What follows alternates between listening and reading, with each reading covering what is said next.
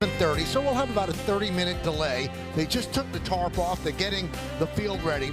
And at 7:30, we hope to have baseball for you between the Yankees and the San Francisco Giants. It'll be Marcus Stroman for the Yanks and Robbie Ray for the San Francisco Giants. So the beginning of this three-game set delayed for just a half hour, so stay where you are because we're going to take a quick break, and when we come back, we'll be back with the guys in the studio. That's Bob Lorenz and Jack Curry. All coming up next right here on Yes.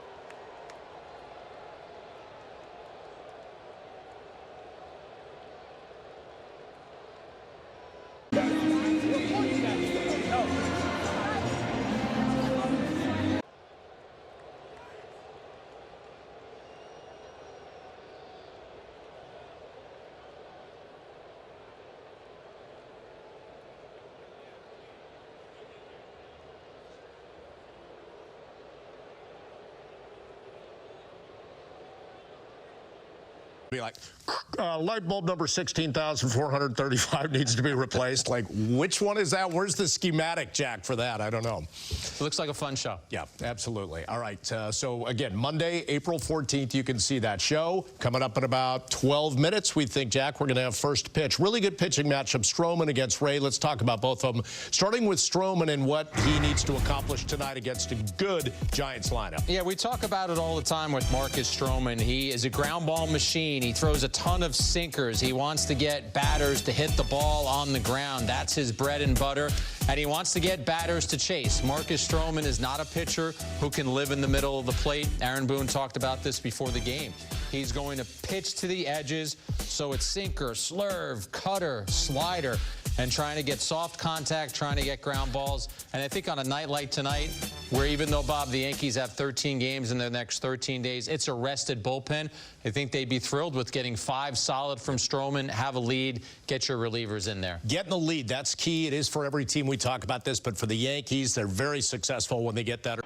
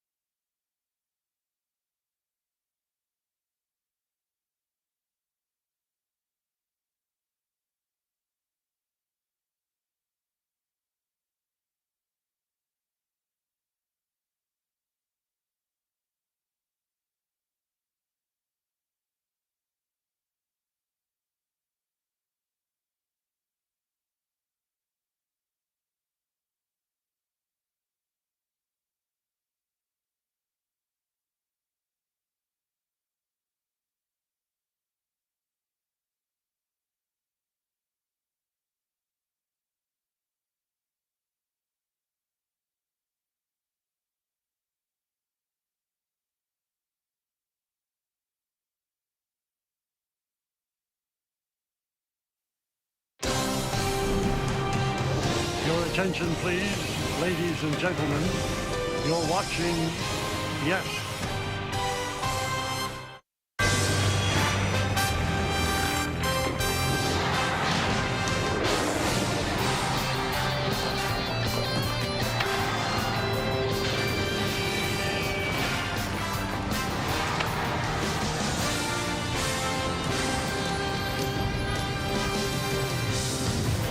It's a beautiful night for football, but that's not what we have. We have a baseball game, and we have a Home Depot getting it done pitching matchup. Robbie Ray, the former Cy Young Award winner, gets a start for the Giants. You see his numbers. Marcus Stroman will make his 3rd start of the season for the Yankees, sporting a 7.27 ERA. And now, it is time for baseball as the Yes Network presents New York Yankees baseball. It's the New York Yankees against the San Francisco Giants in the first game of a 3-game set from Yankee Stadium in the Bronx, New York. Hello, everybody, and welcome to Yankees Baseball. Along with Paul O'Neill, I'm Michael Kay. Yankees completed the road trip at 3-3 on the season. They are 7-5, and a lot of the good things for the Yankees really stem from Paul Goldschmidt. The veteran first baseman has been more than they could have hoped for. Well, 15 years in the major leagues. He is a veteran, 37 years old. You were trying to fill a void at first base. The Yankees have had trouble. Well, he has done nothing but produce. 481 on the recent road trip. Hit the ball well, and he's always been a defensive player that can help you out there too. Paul Goldschmidt has been a big part of this Yankee offense so far. Again, better than they could have hoped for, flashing the leather as well. And if you take a look at his numbers on the season, much better start than he had last year. 383, 4 extra base hits, 3 ribbies, OPS of 942. And against the lefty Ray, he's batting leadoff again. This will be his 8th start atop the lineup. Another guy who's done a great job for the Yankees is Ben Rice. Big home run on Wednesday against the Tigers. Meredith Marakovich sits down with Ben. That's next, right here on Yes.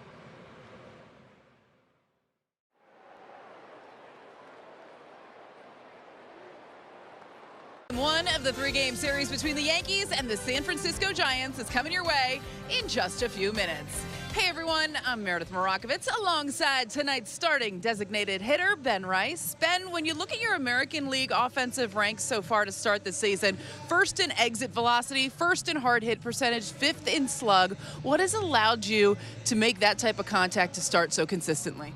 Yeah, I think it's just going up with a plan, being picky with what I'm looking at and being aggressive to that and just trusting it. It's no secret you put on some muscle mass this offseason. You joked with me during spring training, I just ate more, but how validating is it for you to kind of reap the fruits of your labor here in the early season with some power? Yeah, I think it has less to do with that and more of just having a good approach to the plate. I think that's what helps you barrel balls more often, and at the end of the day, that's going to lead to more exit velocity. Batting second, what is it like to hit in front of Aaron Judge? It's fun. I mean, anytime you're in a lineup like this, I mean, we got, 4 former MVPs in it. I mean, so it's pretty cool to have a guy like that behind you.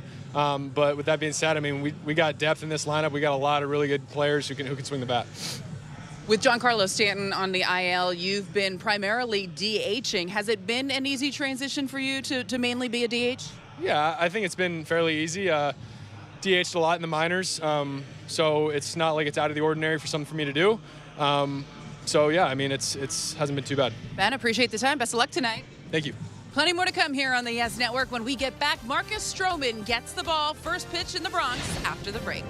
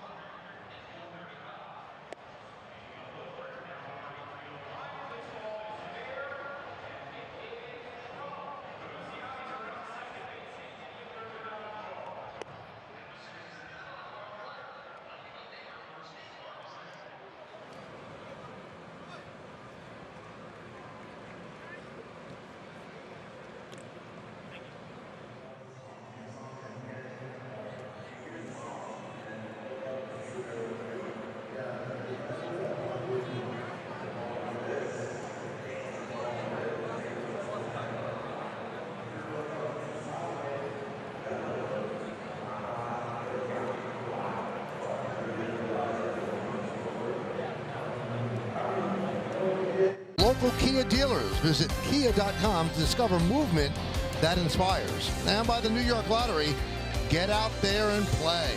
Those two pretty good center fielders right there. You know, you do teams pictures of these two franchises, so you get pictures like that. That is awesome. Well, the Yankees have taken the field on this chilly, rainy evening at Yankee Stadium. So Marcus Stroman begins his warm-ups. And why don't we take a look at the Giants starting lineup. Mike Yastrzemski in right field will lead off, batting second. The shortstop, Willie Adames. It's Jung-Hoo Lee, the center fielder, batting third.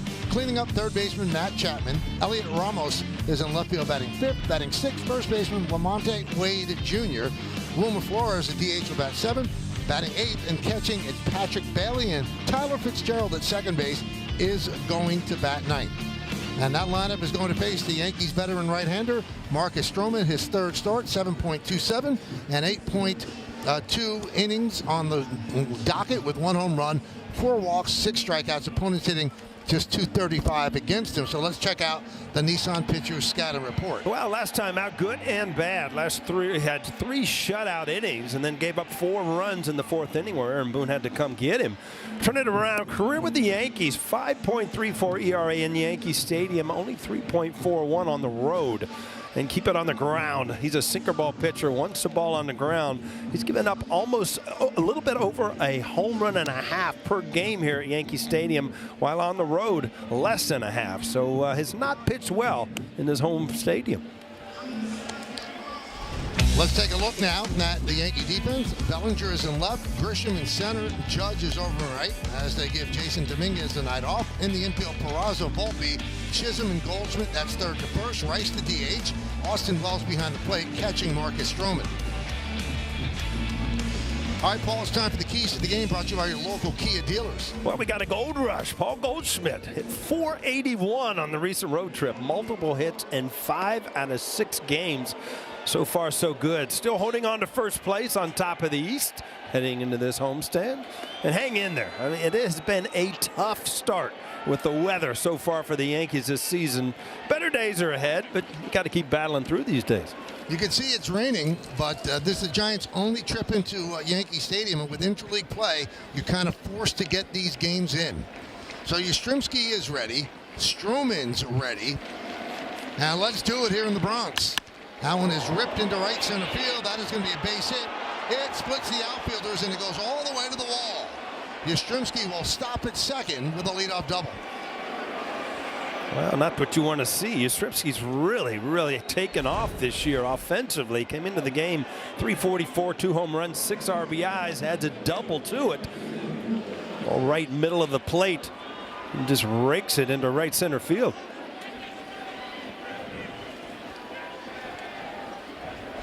So here's the Giants' big free agent signing, Willie Adames.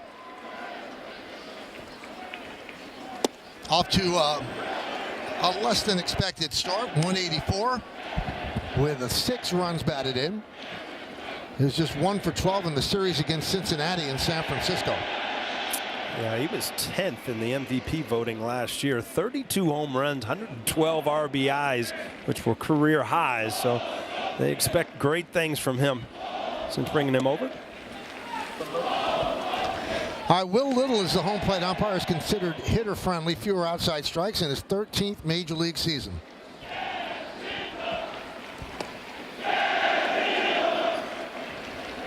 The 1-1. Missed outside. Now the start of the game, first pitch was thrown at 7:31, so the official delay was just 26 minutes. Then the grounds crew got the field ready in a hurry. Way outside, and the count 3-1 on Adames.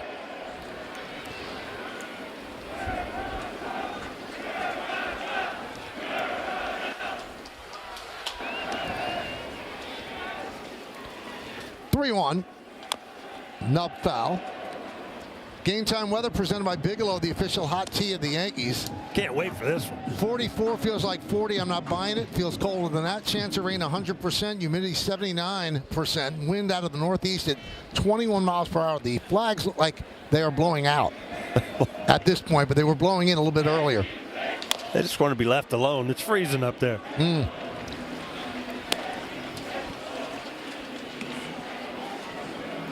Now they're blowing straight in. Veteran manager Bob Melvin, his second year with the Giants.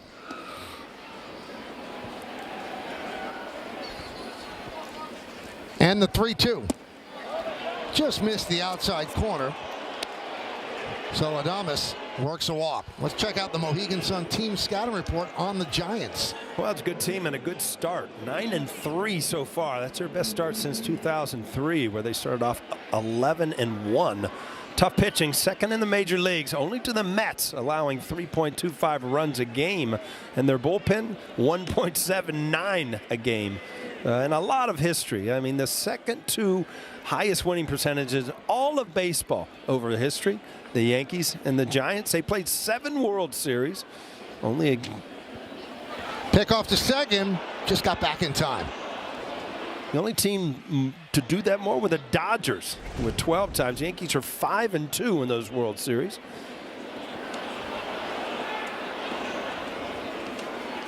So they had Yastrzemski leaning. Jung-Hoo Lee swings through. Lee, another guy's been swinging the bat pretty well. 333. They lost him last year. Brought him in as a big free agent from overseas, but with the injury, ran into the wall, banged up his shoulder, tore his labrum. This most of all of last year. The 0-1. 1-1 on Lee. So Stroman in early trouble here in the first inning. Yastrzemski at second. Adames is at first. Crack deep to right field. Judge back, turning, looking, see ya. A 3-run home run by Lee, and just like that, Giants up 3-0.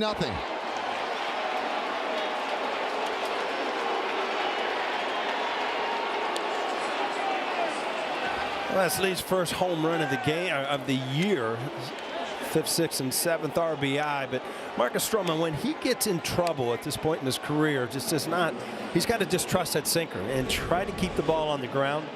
See, this is a ball up in the strike zone, and you're not going to get a ground ball with the ball up in the strike zone, trying to sink it. Here's Matt Chapman against Stroman. 1-0. That ball's supposed to be down and away, ends up just middle, belt high.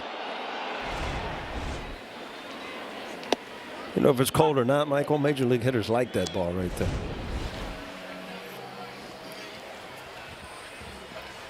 A little celebration in the Giant dugout on the third base side.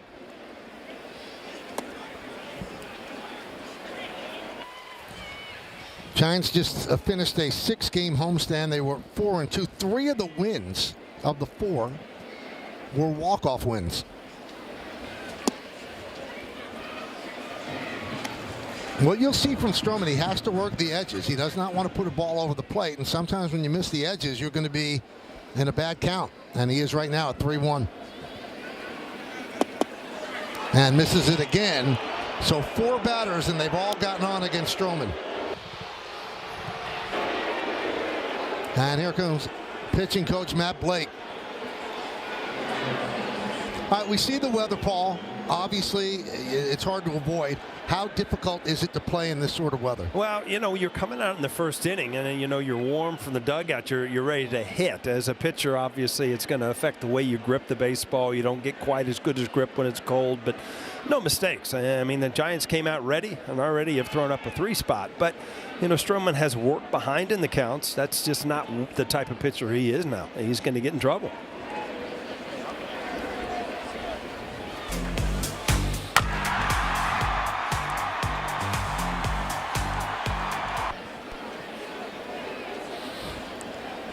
And here is Elliot Ramos. He has 3 home runs. He was 0 for 14 in the series against the Reds in San Francisco.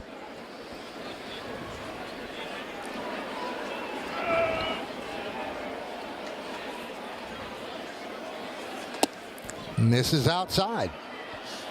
It's interesting, though, because Marcus Stroman told Meredith in Pittsburgh, if it's really cold out, he doesn't feel cold when he's on the mound because he's so locked into the game.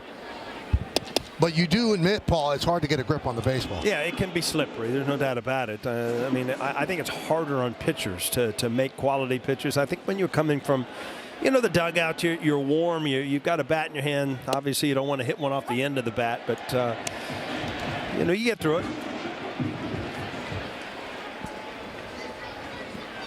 Michael, he said typically the adrenaline takes over for him. I asked him about cold weather. I didn't ask him about cold and rainy weather, though I imagine that affects the grip a bit more. He said often when it's hot and humid, he actually has a harder time gripping the baseball, but obviously a little off to start this one. 2 balls, 2 strikes on Ramos. Runner at first, held by Goldschmidt.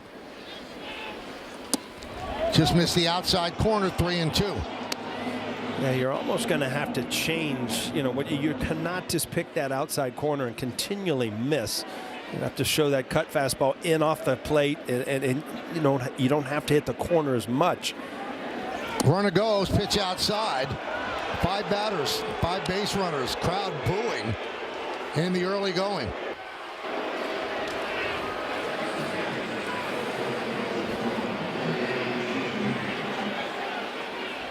And they're going to get the bullpen up. The last thing you want to do, because the Yankees play a couple of weeks in a row now without an off day, and to try to get 8+ innings out of the bullpen, that sets you back. Here's Wade.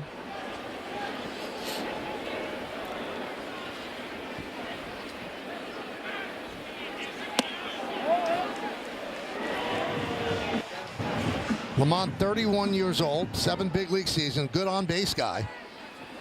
And Ryan Yarbrough will start the throw. Yeah, Wade Jr. was their leadoff hitter. You talked about his on-base percentage. In the past, it's been really good, but you see the type of numbers he has coming into tonight's game, hitting 105. They actually switched Yastrzemski and put him in the leadoff spot.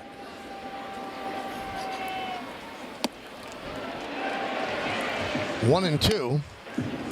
Wade had a .376 on base percentage in 23 and 24, but so far this year at 146.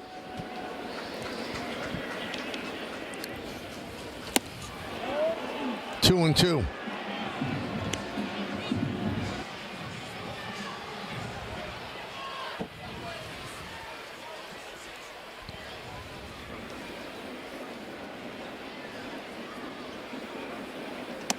Missed inside, 3-2.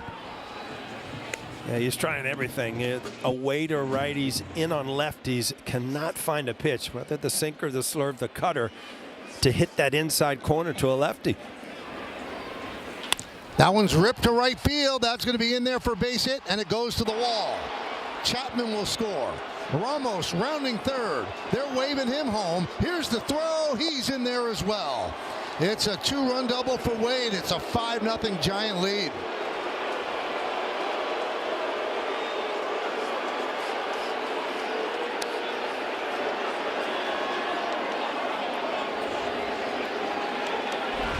Well, again, you see the target inside. Well, that ball sails out over the middle of the plate. You see the reaction from Wells. Just kind of drops his head, just knowing, you know, location. If you're Marcus Stroman and you continue to miss location-wise, this is what's going to happen. And there's a strike to Wilmer Flores. He has 5 home runs in 12 games. He had 4 home runs in 71 games last year.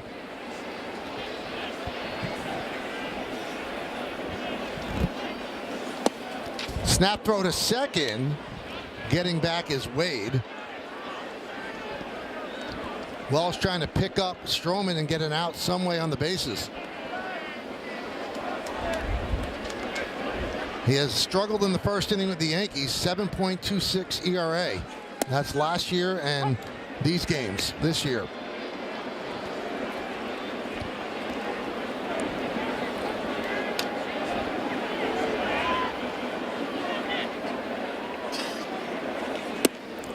He is not getting that call off the outside corner. Not saying that they are strikes, but he gets helped out if the umpire's a bit more generous. Yep.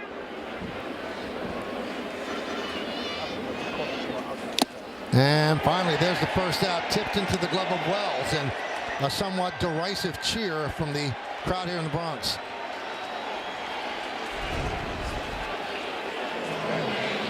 Again, this ball ends up middle of the plate. He just swung under it, but again, not able to get that outside corner to the righties. Here's the catcher, Patrick Bailey, number 8 hitter in the lineup. Foul bat.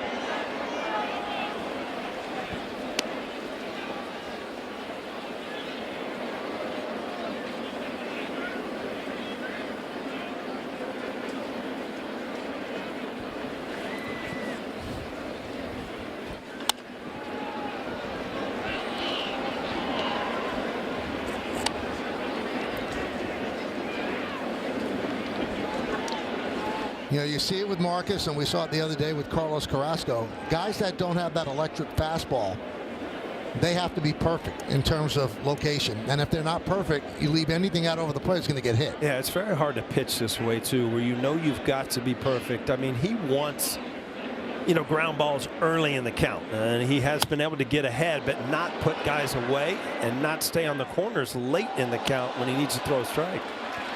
Now, his pitch count's at 36. Yarbrough continues to warm in the Yankee pen in right center.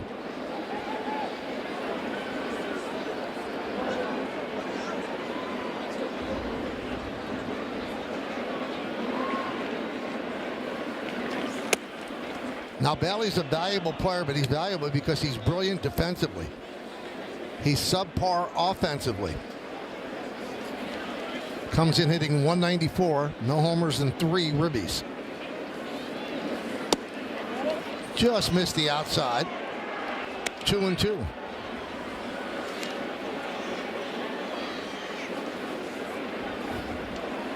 Tyler Fitzgerald is on deck. Fly ball left field. Bellinger will put it away for the second out. Well, if you're Stroman somehow, so you're just trying to climb out of this inning and give Aaron Boone and this Yankee pitching staff a few more innings before they need to go to that bullpen.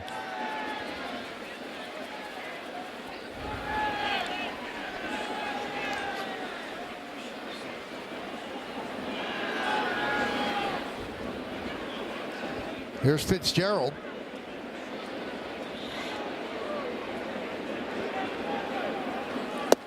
And a strike. Fitzgerald, the 9th Giant to come to the plate. This will be the 41st pitch for Stroman. The 0-1. Missed outside, 1-1.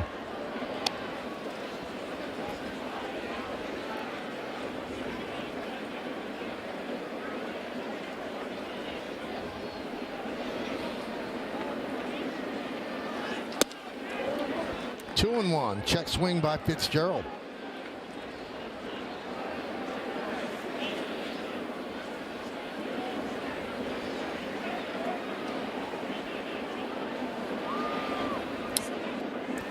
And the pitch. Fouled back. Sinker in on the hands.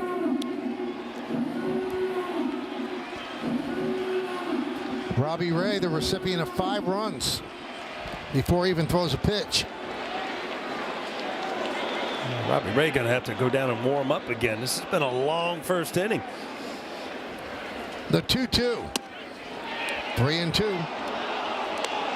This could be the last batter for Stroman. If he loses Fitzgerald, Yarbrough's ready. They go back up to Yastrzemski. Pitch number 45. They'll do it again. You put that into perspective, Michael. You're talking about, what, 45 pitches? What Al Leiter said, you know, you kind of train for what? 15 to 18, yeah.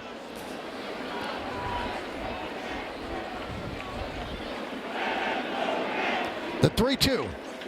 Hit sharply through for a base hit. Wade rounds third. He's going to stop right there. Bellinger will toss it in to Peraza, and that's going to do it for Marcus Stroman. A rough 2/3 of an inning. 5 runs, 4 hits. He leaves runners on first and third. And he throws 46 pitches and really puts the Yankees behind the proverbial 8 ball having to go to the bullpen here in the first inning. Stroman hearing it from the crowd as they call on Yarbrough to face Yastrzemski. It's 5-0 Giants. They're still batting in the first.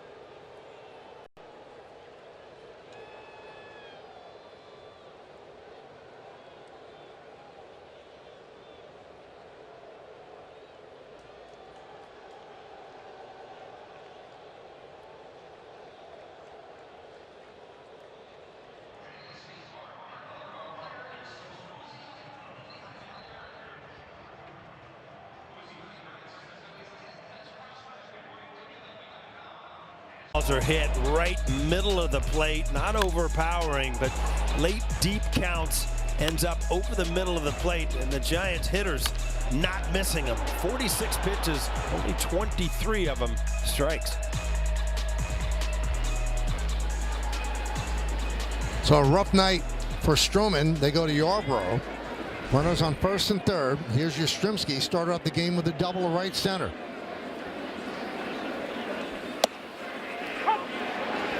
And there's a strike.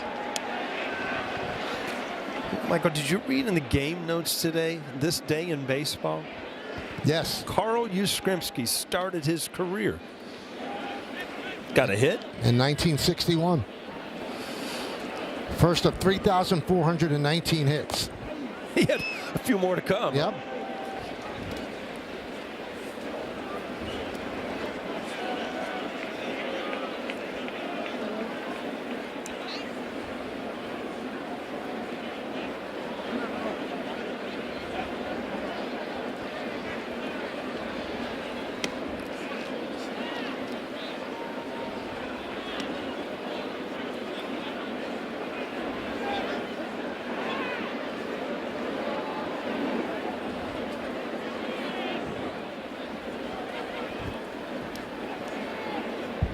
The 1-1. 2-1.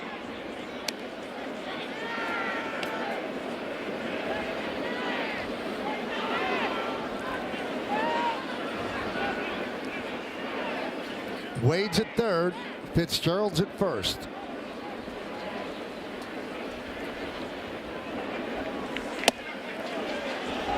And that is strike three on Yastrzemski, and the inning is finally over. 5 runs, 4 hits, 2 men left. Giants 5, Yankees coming to bat.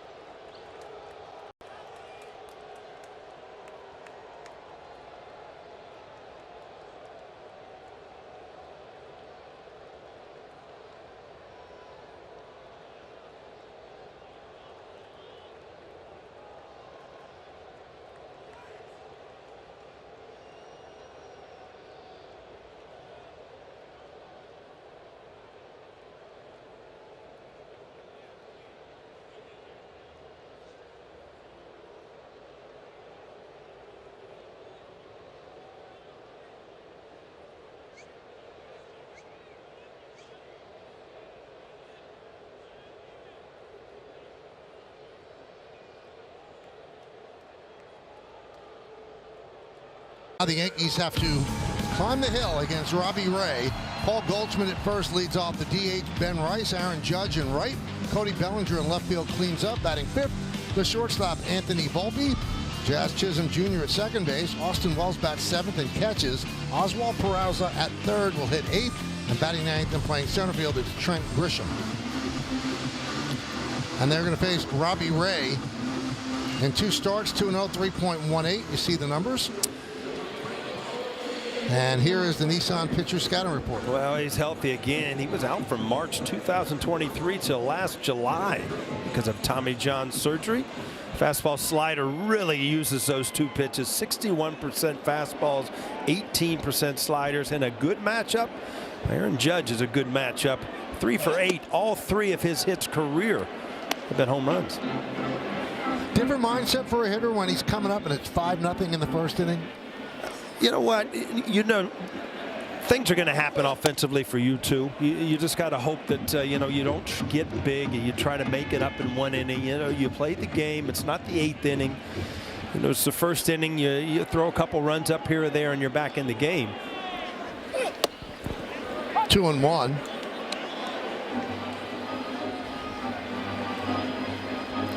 Goldschmidt has had 3 straight multi-hit games. And with his years with the Diamondbacks, played the Giants a lot. He's played the Giants 166 games. 302 batting average, 405 on base percentage, 32 homers, 115 ribbies. 3-1. Cracked foul. Now to make the upper deck. Wow. That ball's almost hit sideways, Michael. That thing's beyond first base or third base over there.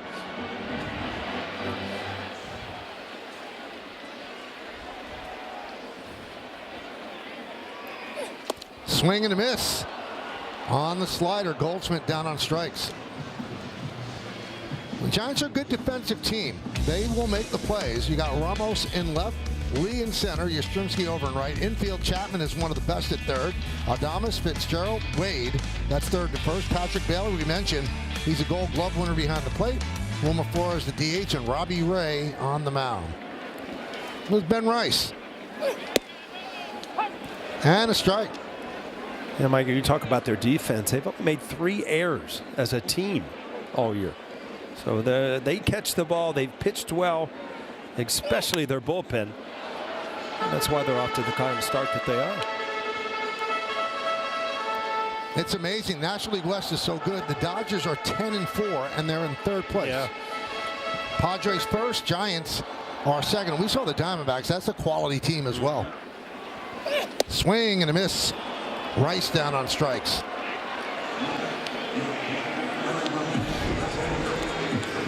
Well, you see that slider grip, and there's a little tiny dot there, which means as a hitter, you don't really pick it up that well. You see, it just kind of breaks off the end of the bat there. And a swing and a miss. Here's Aaron Judge. Paul mentioned good numbers against Ray. Takes a pitch inside. He's played 6 games against his boyhood team. 12 for 23, 5 home runs and 10 ribbies against the Giants. And when he was a free agent, he almost signed with the Giants. Remember, Arson Judge has come to an agreement with the Giants. It turned out to be not true, and he ended up signing with the Yanks. Giants offered more money, so did the Padres, but an allegiance to the Yankees coming up through the system. And he signed the 9-year deal with the Yanks, and the Yanks are thrilled, and seems like he is as well.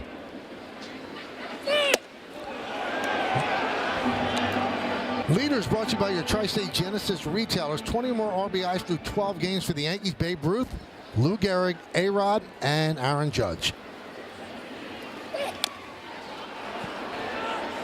Sounds like a tennis partner. I mean, he's grunting on every pitch, Robbie Ray. Yeah, and it's just not the fastball. It's also on the slider and everything. It's all about the arm speed. That's the old days of Monica Seles on the tennis court. Mm-hmm.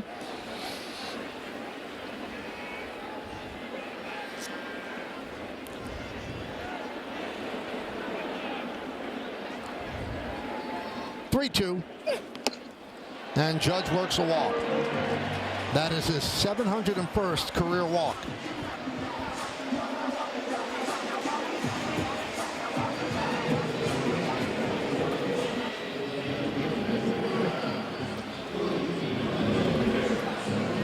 You know, we've talked about how the Yankees are really leaning very far to the left. And even against a lefty like Ray, you've got to play Rice, you've got to play Bellinger, Chisholm. They're just a left-handed leaning team. Yeah, Goldschmidt and Judge, obviously their numbers are tremendous against lefties, but you know, lefty on lefty, especially a tough lefty, can be an issue if you got too many in there. 0-2. Would the grunting distract you as a hitter? You know, it would kind of bug me if it was on a slider or, you know, an off-speed pitch. You know, you understand a fastball. You know, you're putting everything into it. But when you start grunting on sliders and things like that. That was a slider. He grunted. Yankees down 5-0. We are in the bottom of the first inning. Like, it's 8 o'clock. What do you mean the bottom of the first inning? That's what it says.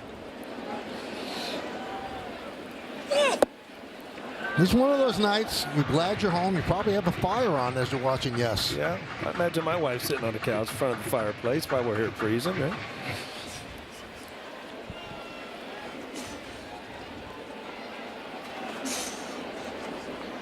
Two balls, 2 strikes, 2 outs. Judge at first. Bellinger at the plate.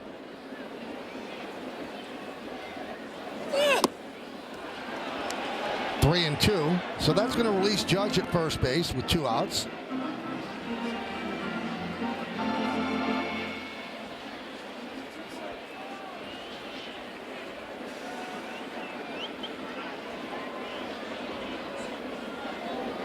Marner goes. Just got a piece to stay alive.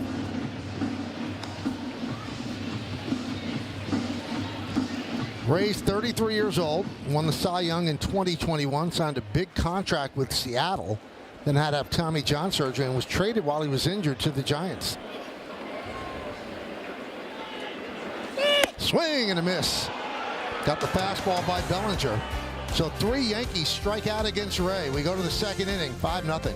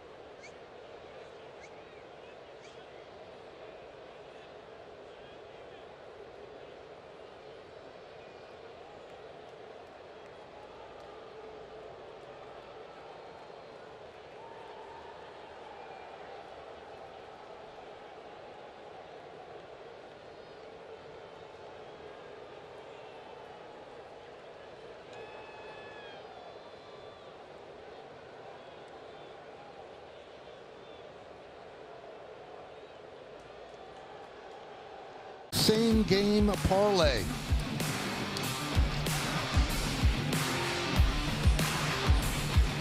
What do you think, Michael? What's a sure bet rate? There's no sure bet, Paul. That's what I call gambling. Oh, is that right? Yeah. You don't even play the stock market, do you? That's just too hard for you, too harsh. All about money, all about cash. Where's your mattress, by the way? Cash is king right now.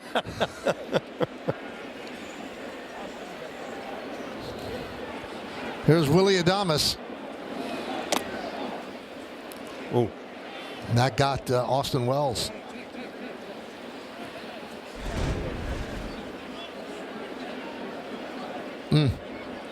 Side of the right knee.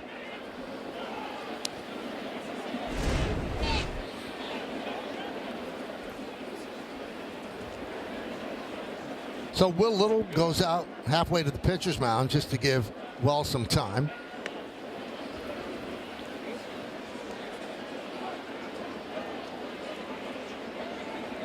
No matter how much armor you have on, the baseball will find a place that's not covered. Yeah, unless you're fully just padded head to toe, you're right. There's something open, and the baseball will find it. So Yarbrough came on to get the final out of the first in relief of Stroman. He struck out Yastrzemski looking.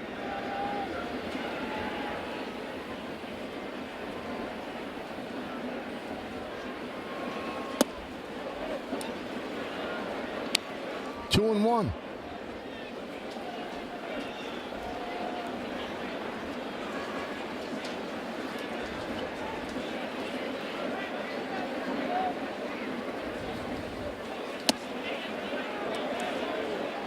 I don't know if you saw the stat. The Giants this year, they have 14 home runs, so that's tied for 13th in Major League Baseball. Not awful, right? The Giants have not had a 30 home run guy since Barry Bonds hit 45 in 2004. That's the longest drought of any team without a 30 home run guy. And remember, this is a sport that's a home run sport now. Yeah, and if you look at their home ballpark, it's a very tough park, especially to right center, left center, to hit the ball out. But you know what? I think Carpenter had to a 27 last year. It's the closest they've had. I mean, it's just a tough home run park, and it's just not the way this team is built. Check out tonight's injury report brought to you by Montefiore Einstein, the official hospital of the New York Yankees. Clark Schmidt did well in his rehab assignment last night at AA Somerset. 4 innings, 3 hits, did not allow a run, did not walk a batter, struck out 4 through 61 pitches. So he's expected to make his season debut in the Bronx either Tuesday or Wednesday. And Michael, I asked Aaron Boone what that means for this Yankees rotation, and he said not ready to say who's exactly going to be the odd man out yet. They still had some internal discussions that needed to take place, and he wanted to talk to Clark. He had not talked to Clark since making that rehab start when he met with the media earlier today. He did say, though, that earlier today when he got to the ballpark, he watched that outing and was really impressed by what he saw, how sharp Clark was. And if you want to be impressed, that's an impressive play by Volpe. It certainly was. He had to go a long way to his right here, and then to be able to throw across your body on a wet night. So you leave fairly easily at first base.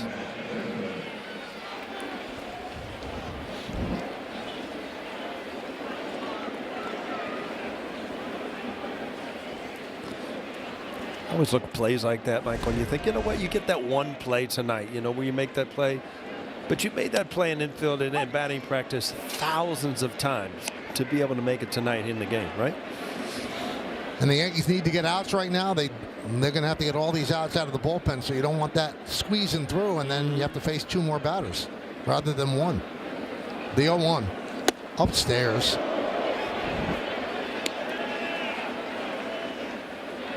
Chapman walked and scored in the first inning. First 6 batters reached. Double, walk, home run, walk, walk, double.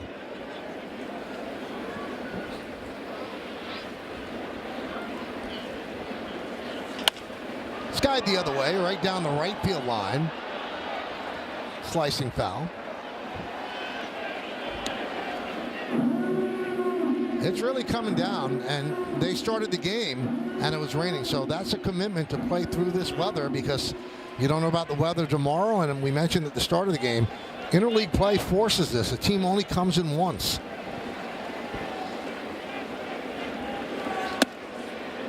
Now, this is a series against the Orioles. You know, the Orioles are going to come in again. The Red Sox are going to come in again. But the Giants are not. So in order to make up a game, they'd have to come in on an off day, come all the way to the East Coast. That's tough. 2-2. Outside 3-2.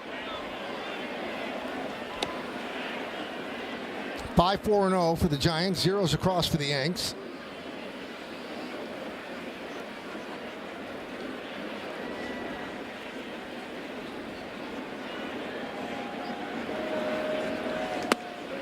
And there's a walk to Chapman.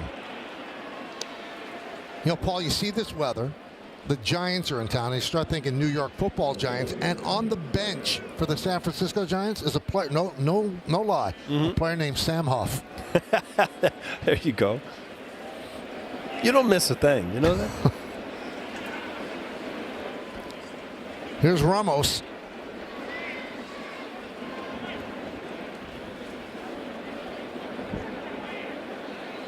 New York Giants played some really epic games across the street in the old Yankee Stadium.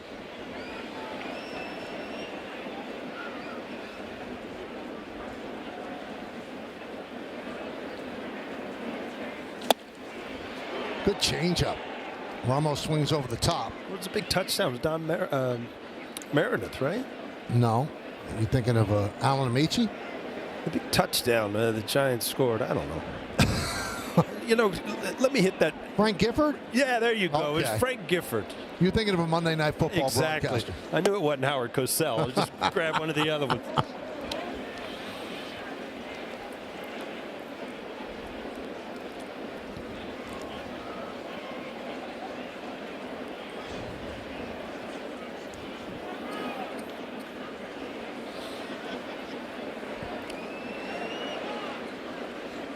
And that's why to this day, Paul, they're still referred to as the New York Football Giants because they used to be the New York Baseball Giants.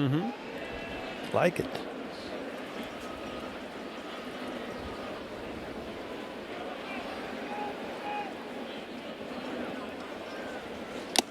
Tipped into the glove of Wells.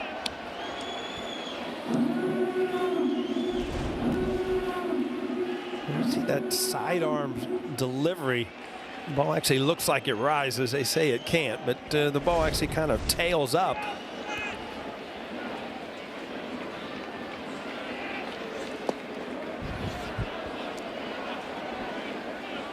So when they say it rises, Paul, it's essentially if it stays on the plane, it looks like it's rising. If it doesn't sink, people think it rises, but it doesn't rise.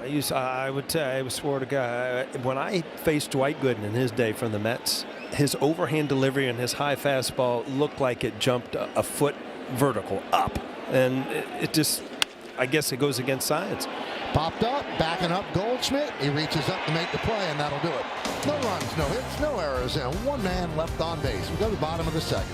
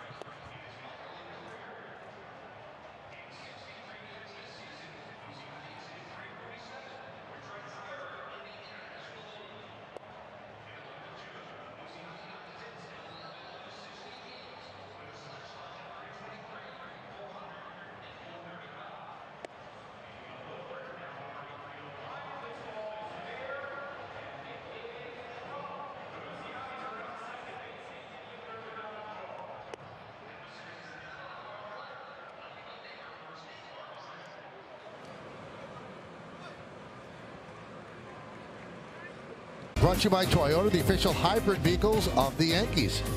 And tonight's picture is of Aaron, who's celebrating his first birthday today and loves watching the Yanks with his mom and dad. I wonder if he was named after the right fielder.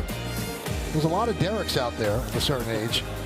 Use the hashtag Toyota Pinstripe Pride. Mention yes in pictures you post to social media to reflect your love for the Bronx Bombers. We might spotlight you in a future game. Anthony Volpe leads off against Robbie Ray. Pitch outside, 1-0.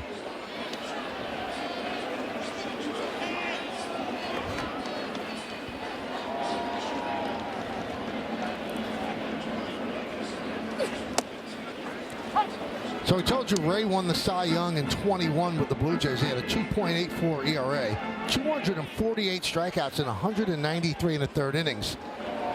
And number 2 in the voting that year was Garrett Cole. So Ray is in the 4th year of a 5-year, $115 million deal that he signed with Seattle.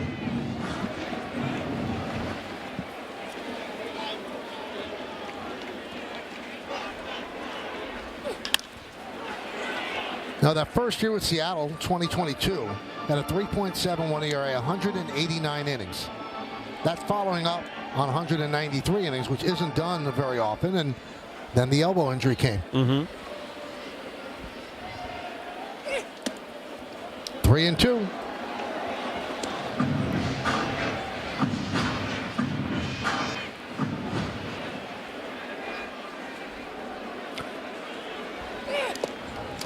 And Volpe works a walk. Second walk issued by Robbie Ray. Well, sometimes if you're the manager, you're thinking, you've got a 5-run lead. Just continually go after. That's the second walk that Ray has had on a breaking ball. Here's Jazz Chisholm. He's looking to break out of his slump. He's 0 for his last 16.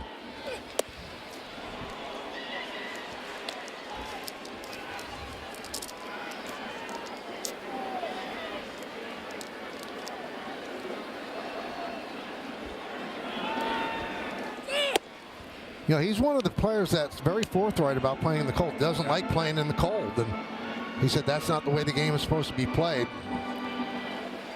Well, you know what? When there's 162 games to be played and you're playing in April, you never know. But you know what? You grow up in the Bahamas, you don't see weather like that. Absolutely. But I thought Alex Cora, the manager of the Red Sox, had a great line. He said, we always complain about the weather in April. We never complain about the same weather in October. Yeah, exactly. That's a good point.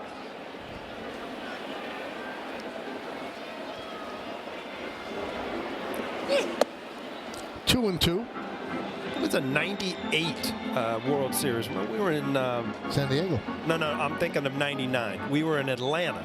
It's one of the coldest nights we've ever played baseball. You're right. You don't complain in the World Series. It was freezing in Atlanta. Runner goes on 2-2. The throw to second.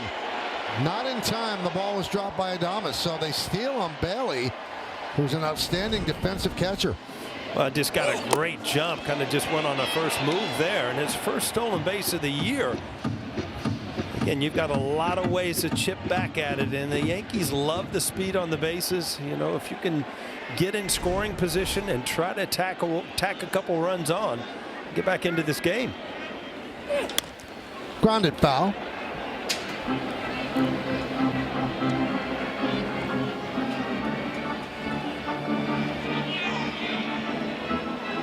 Austin Wells on deck. Second inning, Giants lead 5-0.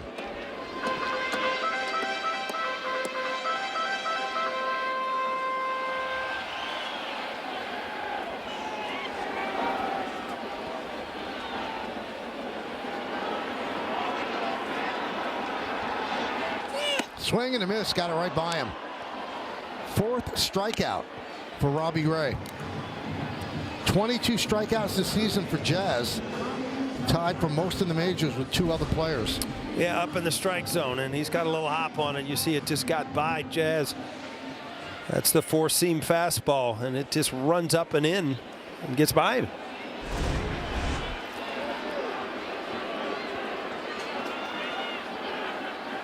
Almost had Volpe picked, didn't make the throw. Although that was his first stolen base, remember last year how good he is at stealing third. This would be an ideal time, although it's an easy throw for a catcher with a left-handed hitter up there. It's got the other way and out of play.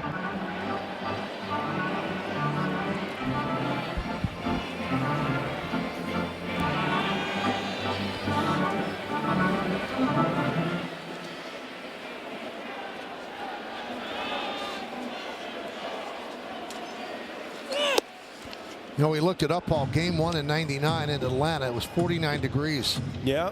But it must have been a lot colder by the 8th inning when you got the game winning hit off John Rocker. Well, maybe that's why I remember that game.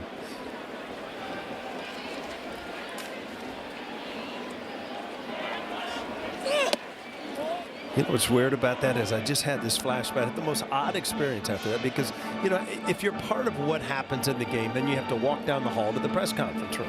Well, I got that hit. So as I'm walking down, John Rocker is walking back. So I have to walk right by this guy in the tunnel. Popped up. Chapman. Wynn takes it, and it takes it out of play.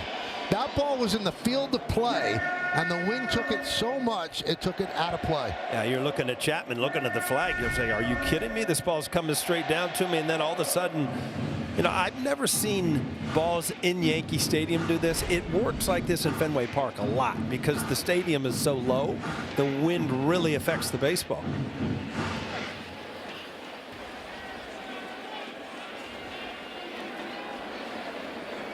2-2 on Wells. Volpe is at second, 1 man out. Bottom of the second.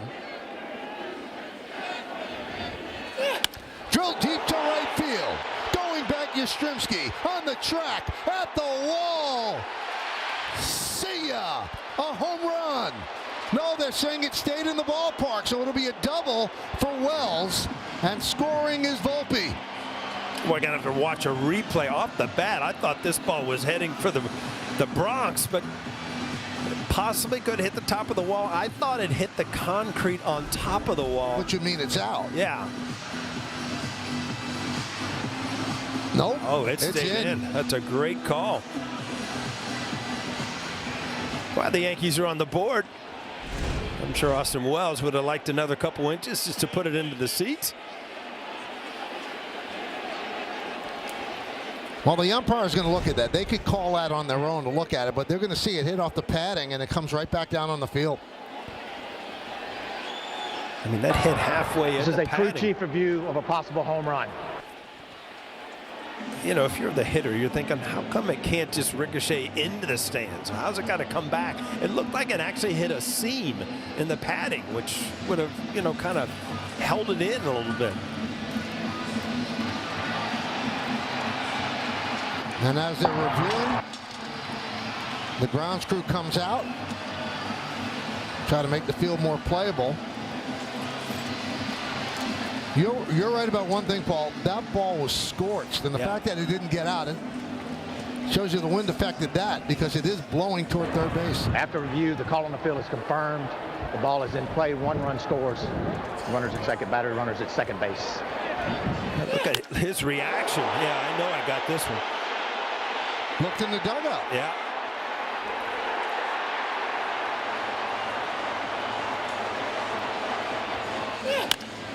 Well, we talked about it, the wind, the cold, the ball's just not going to carry. As a hitter, when you hit a ball a certain way, you just know where it's headed.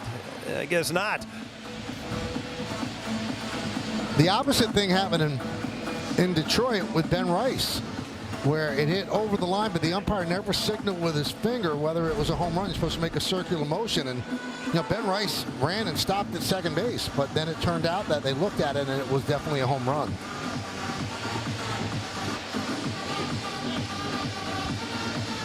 So for Wells, that's his 6th RBI of the year, Yankees' first run of this game. They're going to have to do a lot of work on this field throughout the game because it is consistently raining, and it's going to be a muddy track. Well, you knew what you were getting into when you started this game. I mean, you said it, Michael. You got to get through these games. If it's not pouring down rain, you can just keep the field good enough where hopefully nobody gets hurt. But Yankees got off to a tough start. A long first inning here, giving up the 5 runs.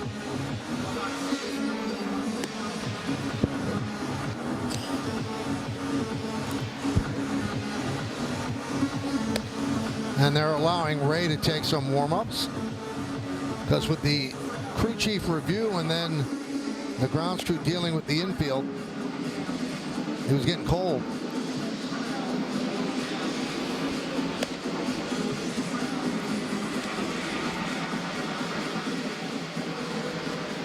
Well, if you're wondering how much the wind knocked it down, it was hit at 106 mile per hour exit velocity, 32 launch angle.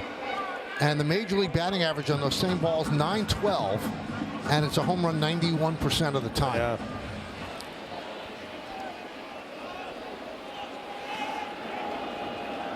Here's Peraza. 0-1. A lot of time for the Yankees to get back in this.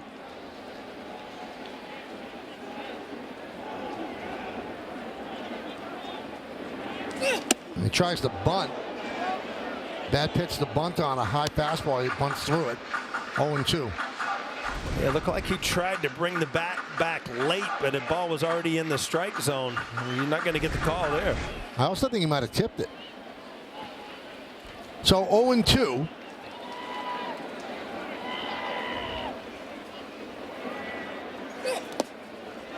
One and two. You feel like you're watching Carlos Rodon throw here? I mean, very similar. When Rodon got here, he's starting to pitch a lot more. But when he got here, first, I mean, it was fastball slider pretty much every single pitch.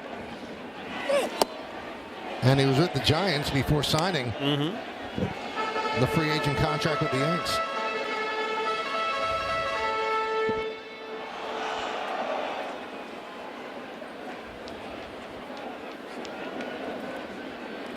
The 2-2. Missed outside, 3-2. Peraza works it full.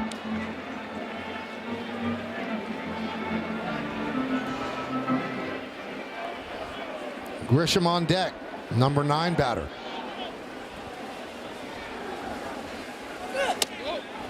And he walked him. Third walk issued by Robbie Ray.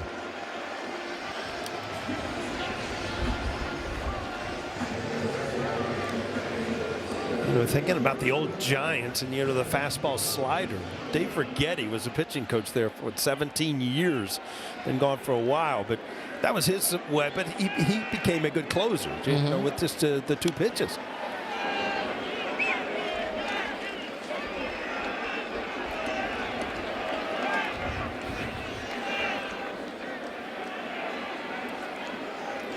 So here's Grisham. Grounded foul. One thing we're seeing with Grisham, last year, a lot of pitches taken. He's swinging early in the count this year. You know what? He got a good opportunity. I mean, as a utility player, which, you know, he's a defensive specialist, no doubt about it. But, you know, his time is going to be cut down when, you know, the regulars are out there. But coming out of spring training, when everything is, you know, you're playing every day, you're going to play much better baseball. And I think that's what has happened to him, that he had a good spring. And then he got an opportunity early in the year to play where, you know, he was still he's not rusty. And because he's hot, Boone's trying to get him in there almost every day. Time called by Grisham. Told you Will Little behind the plate. Ryan Addington at first. Ryan Willis at second. Lance Barksdale is the third base ump. First and second, 1 man out, 1 man in. 5-1 Giants.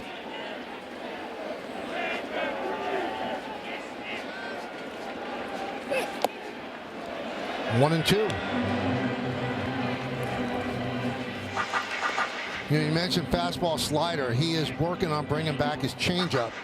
He learned a new grip from Tarek Skubal, which is not a bad guy to learn it from. Ray texted Skubal last year, and Skubal sent him the kitchen sink, pictures, video, everything. Very open with his stuff. Into the Bronx Knight, a high fly ball. Lee comes on and makes the play. The wind is going to be a factor all game. Let's take a look at Ray's arsenal on StatCast 3D by Google Cloud. Well, you're going to see some secondary pitches, but if you break it down, you see that 61%, 18%. That's almost 80% of the time you're going to see that fastball slider. Now, the knuckle curve, once in a while, I think the changeup is the pitch that is really going to get him back to being a complete pitcher. So here's Goldschmidt, struck out in the first inning.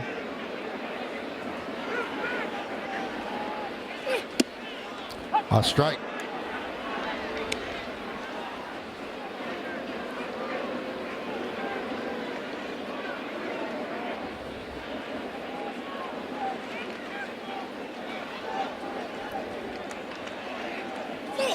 Almost hit Goldschmidt, spins out of the way. Well, again, you take opportunities. When you give up 5 in the first inning, you figured, we're going to have to pretty much score on every opportunity we have. And you've got the Yankees' hottest hitter up there with an opportunity to drive in runs here with 2 outs. 2-1. They're making Ray work. Now, getting into the Giants bullpen is no walk in the park because they are good. They've got an incredibly low ERA. That's a good bullpen. A lot of pieces out there. 2-1 is not made. The inside move. Chasing Wells back to second.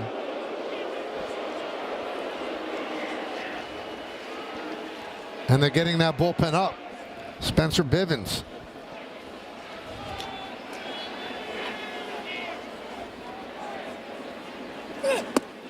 Missed outside.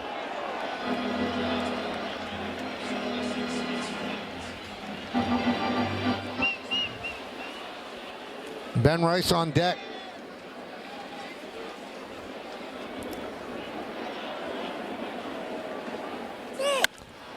High fly ball.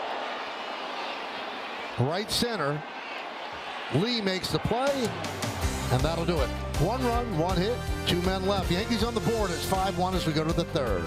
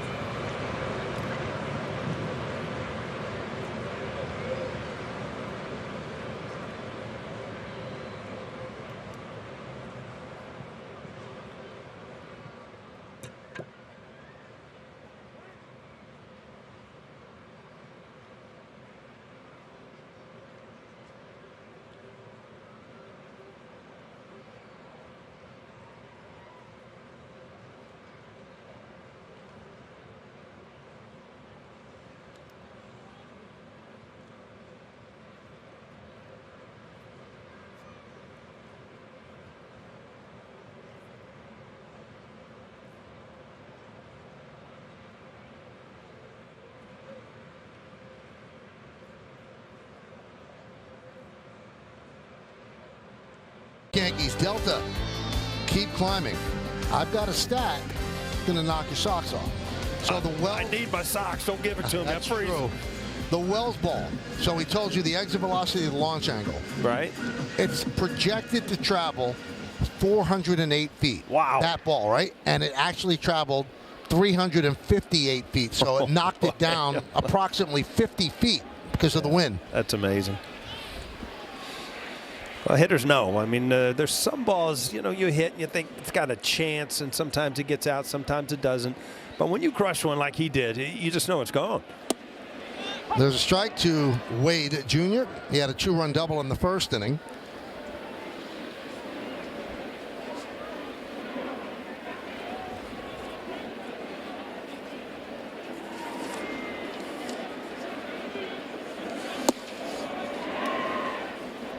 One and one.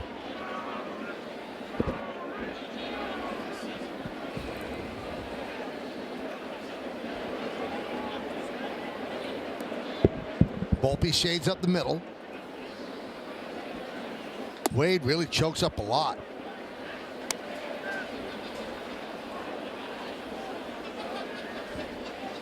Brings it down a little bit this time, but kind of inches up as he goes along. You see a lot of the hitters when you go up there, you get your grip on a bat when it's raining, and you don't even lose contact with it. You don't move them. Another great play by Grisham. You almost expect everything in center field to be caught, and he doesn't look like he's running. He just gets great reads, great route to the ball. Makes it look a lot easier than most. One thing that the Giants stressed in spring training this year, Yarbrough liked to play, was making contact, going the other way. Bob Melvin stressed it, and also to hit differently with a man on base and hit differently with 2 strikes, and that's really not accentuated that much around Major League Baseball anymore. Well, that you're talking about old school. That's the way the game was played. I mean, if 2 strikes, if you swung hard, people were like, "What are you doing? You got 2 strikes." It's not looked upon that way anymore.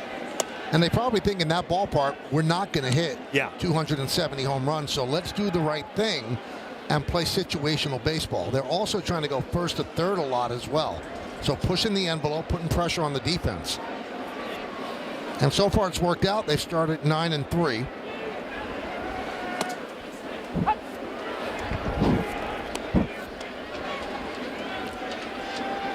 Oh boy, you thought it was cold up here in the booth, huh, Michael?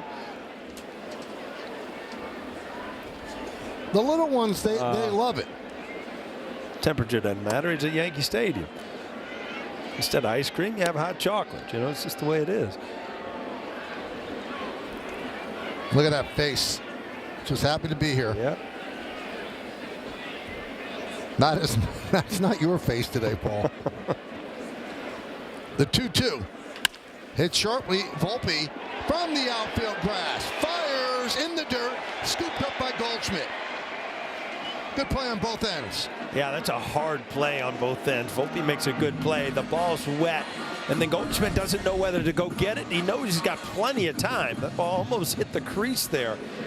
Knew he had plenty of time, but do you go out and try to short hop it, or do you play the long hop? He decided to stay back. A little harder play than it looked. Helped out one. Yeah, slip. Bailey swings and misses.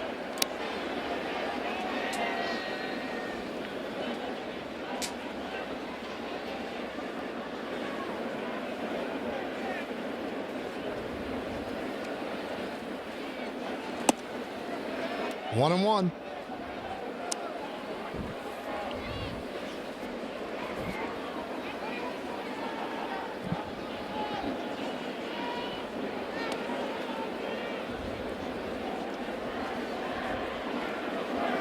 Start of the game was delayed 27 minutes. They say first pitch was officially 7:32. And the way it started for the Yanks, they probably wish it was delayed a little bit longer. As the Giants jumped Stroman, put a 5 spot on the board in the first. And down goes Bailey. Really nice performance by Ryan Yarbrough. We go to the bottom of the third.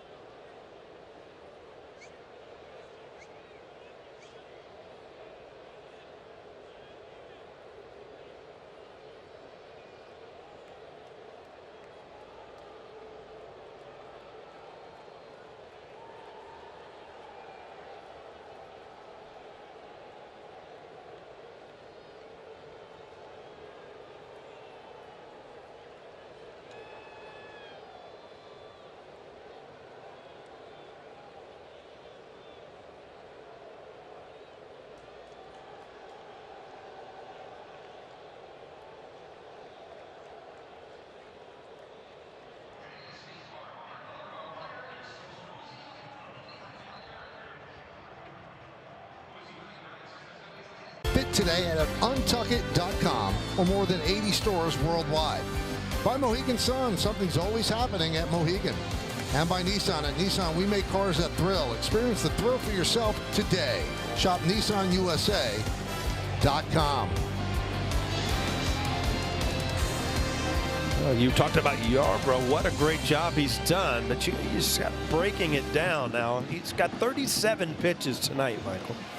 Season high is 38. But you remember, he in the past has been a starter. And he was part of the opening act there down in Tampa Bay where they would bring him in. So you wonder if you can, stretch him out to get another inning in. I think they might. There's nobody up in the Yankee bullpen.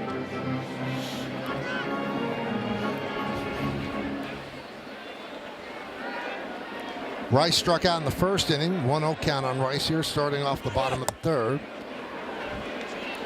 Papa John's key ingredients. Ben Rice, 97.5 mile per hour exit velocity. Second in the majors this season behind the Mets' Pete Alonso. Pete's at 98.1 and off to a really good start. 1-2 on Rice.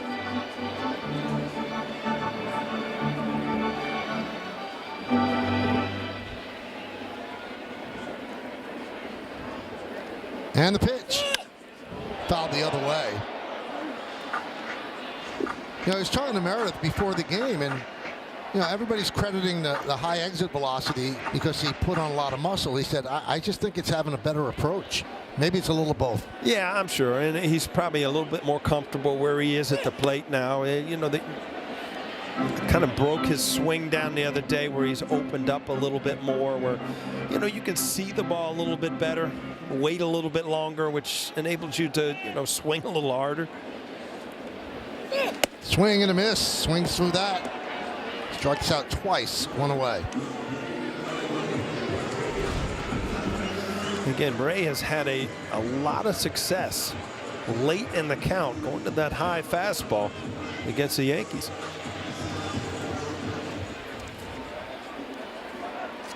So here's Aaron Judge.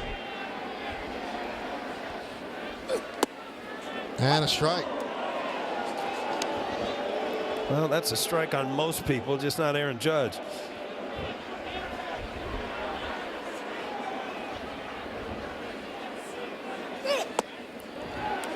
Judge walked in the first inning.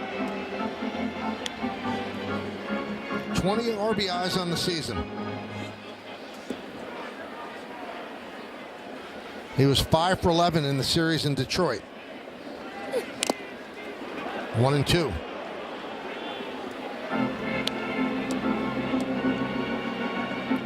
And he's not only driving in runs, he's scoring runs. 14 runs scored.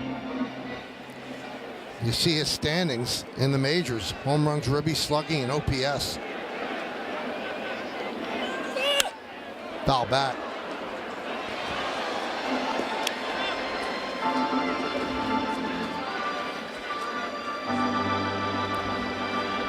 Bellinger's on deck.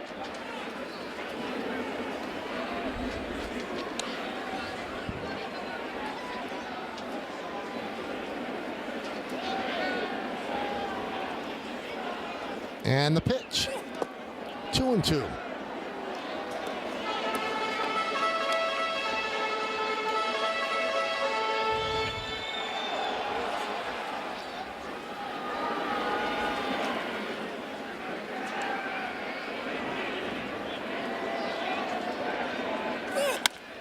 Grounded foul outside of third.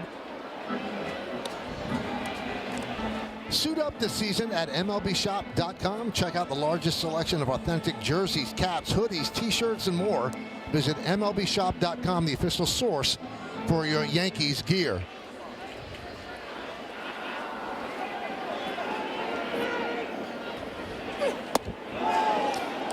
That had to be videotaped from before, right?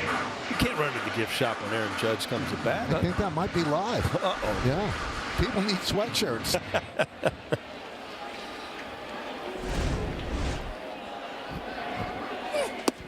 And he works the walk.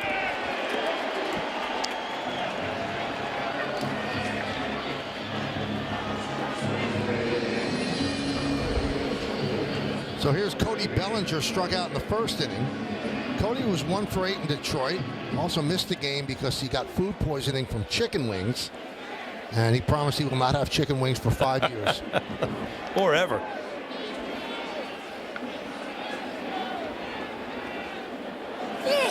Oh, you got something working now, don't you? You're rating chicken. Oh, you're not doing chicken. You're like chicken tenders or something, right? Talk to Meredith. I have nothing to do with this. Is that right? I'm her puppet. Yeah, she came up with this idea. I mean, in chicken fits, it's like what you order your kids when you take them out for dinner, and you're. Well, you know, I eat like a child. So now you're, you know, it means a lot. If you eat a good chicken wing, then I'll take the grandkids there. There are the ratings that we've given out. Pittsburgh was a good tender. 10 being the best. Yes. I assume, right? Yep. Detroit was inflated because the chef was standing 2 feet from me. Oh. Yeah. I got intimidated. Big hairy dude wanted to hit you in the back of the head if you didn't like his No, tape. he was very pleasant, but I didn't want to disappoint him. Could not have been nicer, Paul, and then he threw me under the bus. He said there were no rules, and then he threw me under the bus, saying, how could I let the chef in there? Which I kind of agree, but, you know. Yeah, that will moving forward, there will not be anybody who cooked the tender near me. Okay. They can simply drop the tender off, right? But then they need to vacate. We want an honest opinion. I understand. And also what we have to do to get the true tender is to go get it in the stands. You don't want them to prepare it when they know they're being judged. You know what? When my sister was a food critic, you know, we used to go there and eat the food. I'm sure you didn't want her to be seen. Yeah. Because you're getting special service, right?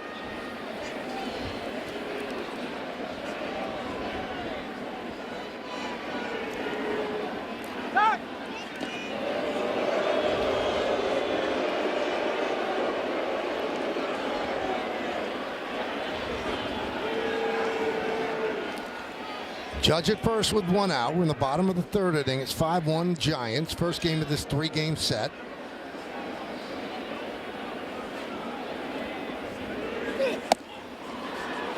One and 2. Well, that's a dangerous pitch right there. He wants that slider down and away to lefties. This ball ends up in the middle of the plate. It's about the left he can handle. I've been loving the high fastball. High fly ball, right field. Yastrzemski makes the play.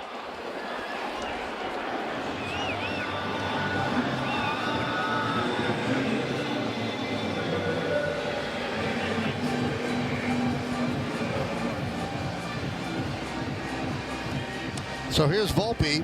He walked, stole a base, and scored the Yankees' only run. That was last inning. He scored on Wells' double off the right field wall. Anthony hitless in his last 11 at-bats.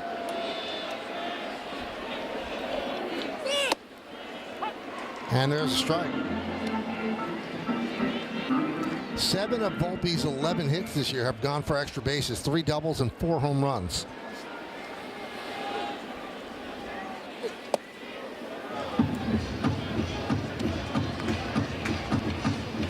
Well, he's throwing a lot of pitches. He's at 75, 1 out, 2 outs into the 3rd inning. He's not going to be out there for long. Yeah. 2-1.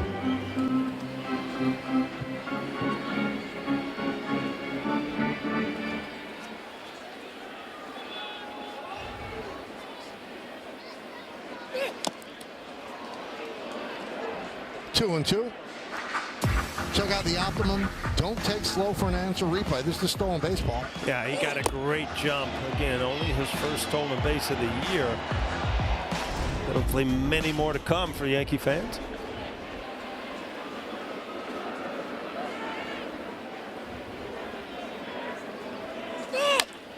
Grounded softly to 3rd. Chapman fires to first, not in time. Slow developing play, wet baseball. Chapman's as good as it gets at 3rd, but Volpe beats it out. Yeah, he double clutched on this ball, and just that little extra time, and Anthony Volpe, give him credit. He got out of the box. He fields it cleanly, but then he kind of looks back and doesn't quite get the handle on it immediately. That's why Volpe is safe, and that's going to go as a base hit. Again, when you get out of the box, you think you got a shot. down that line as quick as you can. Hopefully hit the front part of the base. Take a little time off and save. First and second, 2 outs for Chisholm. And he tries to bunt. You know he's struggling right now. Struck out in the second. He's 0 for his last 17. He's trying to get on.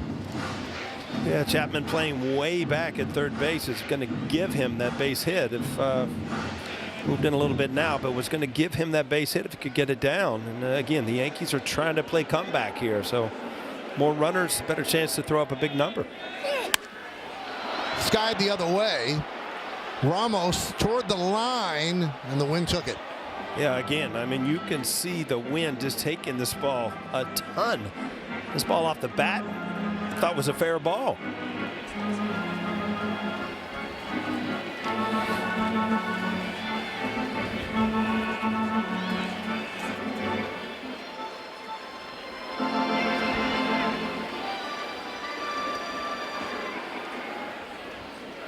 Judge at second, Volpe's at first. 2 men out, bottom of the third. Yankees down by 4, 5-1. And Chisholm calls time.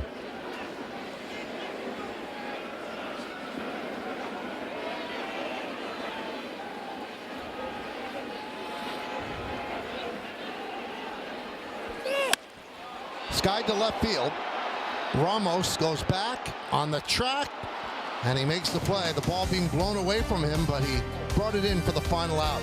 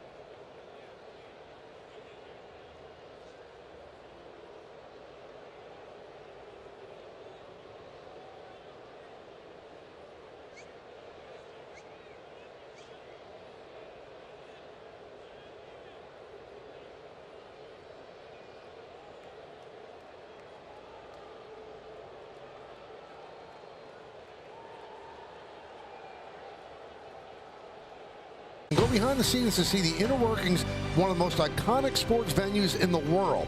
Watch the premiere episode of The Stadium Monday, immediately following Yankees coverage on Yes and the Gotham Sports app. Looking forward to that. That should be a great docu-series. Ryan Yarbrough is giving the Yankees exactly what they need. He got the final out of the first, and then a scoreless second and third out there for his third full inning of work. Tri-State Cadillac dealer scoreboard 5-1 Giants over the Yankees.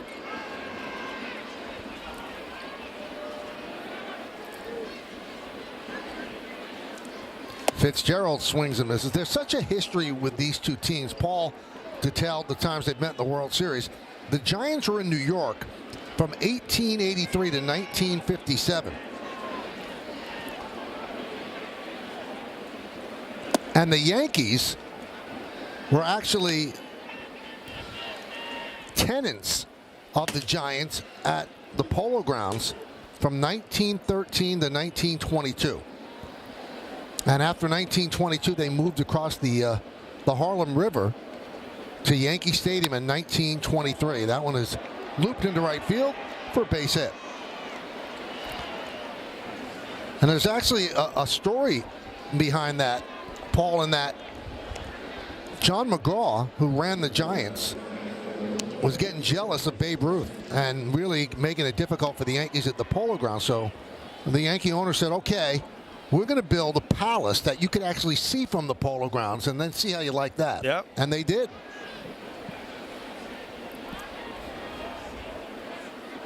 So the house that Ruth built was really the house that McGraw said to build, right? Because of Ruth. Yeah, exactly.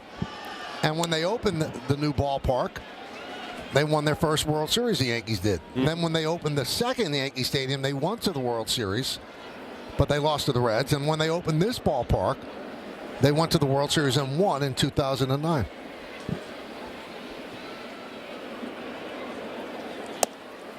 There was a strike. Yeah, 2009, that was the Giants' first championship in Frisco, right? No, 2009 is the Yankee. Or I'm sorry, 2010 Right. was the San Francisco. And then what they leave in the 50s, 58? After 57, the first year was 58. Yastrzemski fouls it the other way. This is how close the Polo Grounds was to Yankee Stadium. So when they played in the World Series, it was a bus ride. Nice. Might have about to grab your gym bag and walk, huh? Yeah, you could have. And now this apartment complex in the old Yankee Stadium, runner goes, is way outside. So stolen base for Fitzgerald. The old Yankee Stadium is now sports fields for the community, and this one moved across the street. Just a cheat steal right there. And no throw. Nobody out.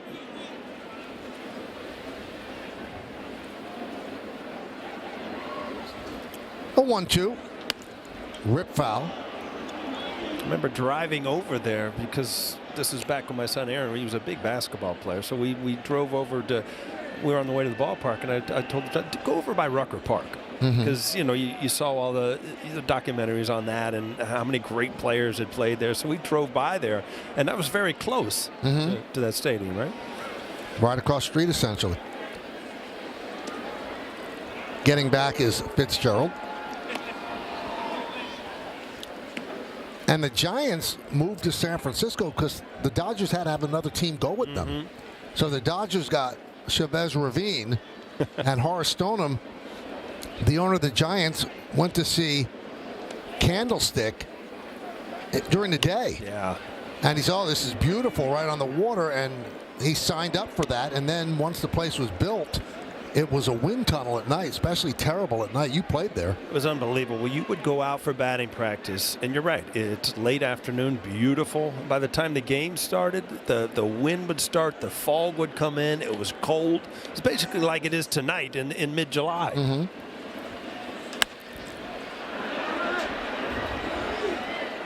We saw those pictures, great pictures of Willie Mays and Mickey Mantle, and you wonder, you know, what he would have done career-wise not playing in Candlestick as long as he did, because it wasn't a great ballpark to hit in.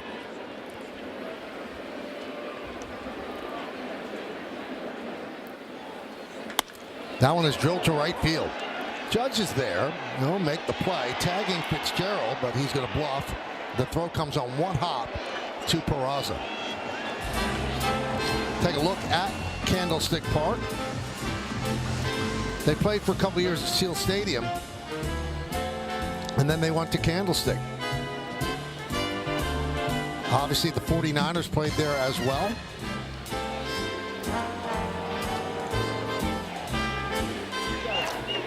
Nice performance by Ryan Yarbrough. So he leaves a runner at second and one out. Yankees go to the pen.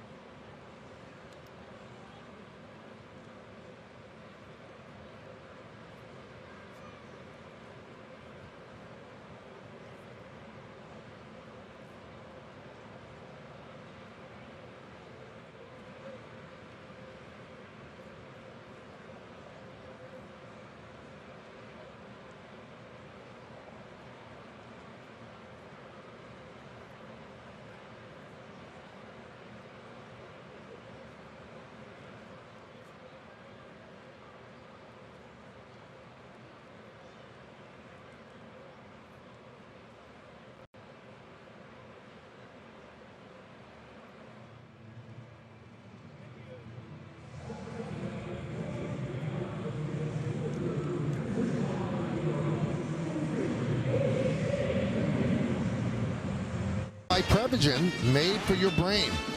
268 average, 95 home runs, on base percentage close to 400. Played for the Yankees in 2010, and before that from 01 to 03. Expos, Nationals, Marlins, and finished up with the Orioles. Considered a 4. Wow. You know what they're doing? They're mixing up the years now. They're putting the emblems in different spots. Yep. They're trying to confuse us. Now, he was a teammate of yours, obviously, for 1 year. 01 through 3, and then he went to, there was a Montreal before that? No, after that, I think. After? So Ian Hamilton will come on. Travis Chapman is all bundled up. Got the ski cap and the Yankee cap over that. It's rough sledding today, everybody. You know, obviously, it's a great thing to do, play baseball or announce baseball for a living, but these are adverse conditions for these players today, for both teams. And also for our camera people.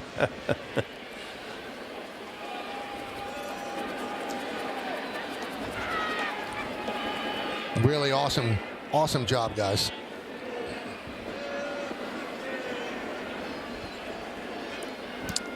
We haven't missed a shot all night with those guys sitting out there in the rain. You know that? Not one.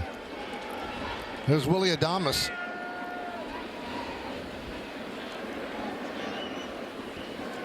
Throw to second. Fitzgerald dives back. So you see Adames is wearing number 2. Mm-hmm. And he wears number 2 for Derek Jeter. Absolutely idolizes Derek Jeter. And he met Derek Jeter when he was with Milwaukee here at the stadium. And he said it was a bigger moment for him than his first game in the big leagues. He said, I don't even remember a lot of it. I blacked out. That's amazing. Yeah. You understand that, the players are, kind of you're in awe with, but bigger than your first major league game? Wow. That's some play by Peraza. Nice. And they turn it into 2. A strong throw by Goldschmidt gets Fitzgerald trying to advance. Sparkling defense by the Yankees under adverse conditions.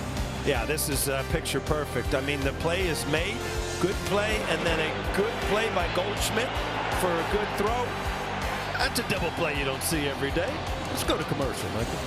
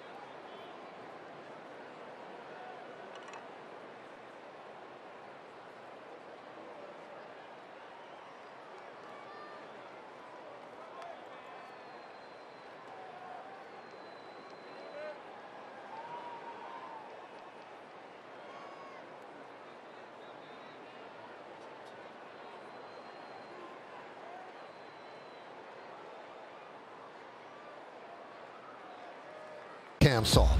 Wow, I mean, again, you got to do fundamentally everything right for this play to go right, and the Yankees did. Double play, head to the dugout. 5, 3, Volpe 6. That's how you score a double play. Volpe, you're not getting to the bag. I'll hold your shoulder back. really good play. Tri-State Cadillac. Their scoreboard shows us 5-1 Giants over the Yankees. Robbie Ray's still in there for the Giants. He threw 22 pitches in the first, 33 in the second, 26 last inning. That's good for 81. And he'll face the bottom third of the Yankee order, Wells, Peraza, and Grisham. Wells drove in the Yankees' only run. Doubled off the top of the wall in right field. Probably, what would you say, an inch away from a home run? Easily. You know, it hit the seam of the plastic, which probably kept it from going into the stands, but still, that ball is probably halfway up the bleachers on a regular night.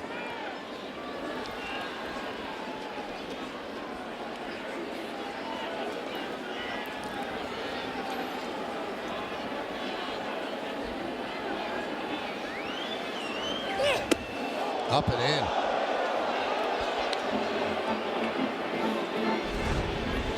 That's how close. You see the little cut in the plastic there? It just hit in the seam, which kind of squashes it and keeps it from really bouncing high. 1-1.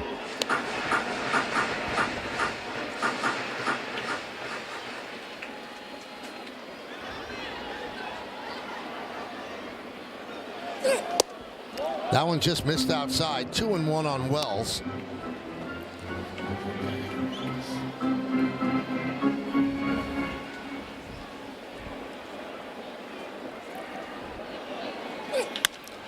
Grounded to second. Fitzgerald will get Wells. So tell me if you see this, Paul. Before the Cy Young season in 2021, he'd been walking a lot of people. He tweaked his delivery, and what he did was he studied Aroldis Chapman. And he studied those mechanics, and he started to do Chapman's motion, the coil up, and his command came back. Do you see Chapman at all? He does tuck a little bit like Chapman does, but Chapman was much more over the top if you think about it. He kind of, as you say, coils by tucking his shoulder in there and his glove, but his arm angle is not anything close to it because he comes around the ball where Chapman was right on top. Right.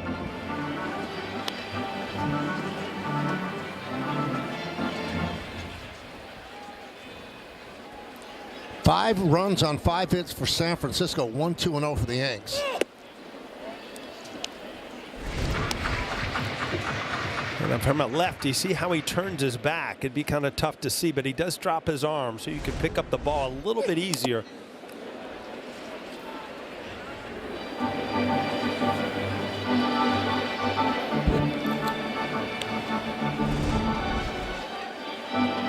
See, his arm will drop down low, which gives you a sight of where it's coming from, but still, I mean, these are pretty good solid mechanics.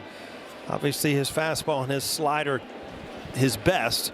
I mean, he's trying to work on bringing that changeup into the arsenal where he can, you know, get people off of those two bread and butter pitches. The 2-2. Just got a piece. Peraza walked in the second.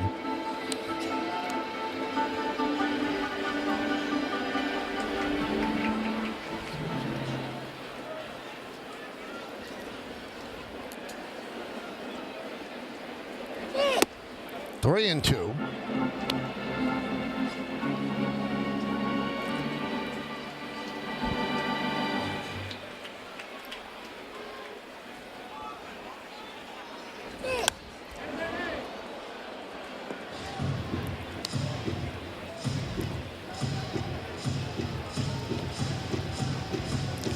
Grisham on deck.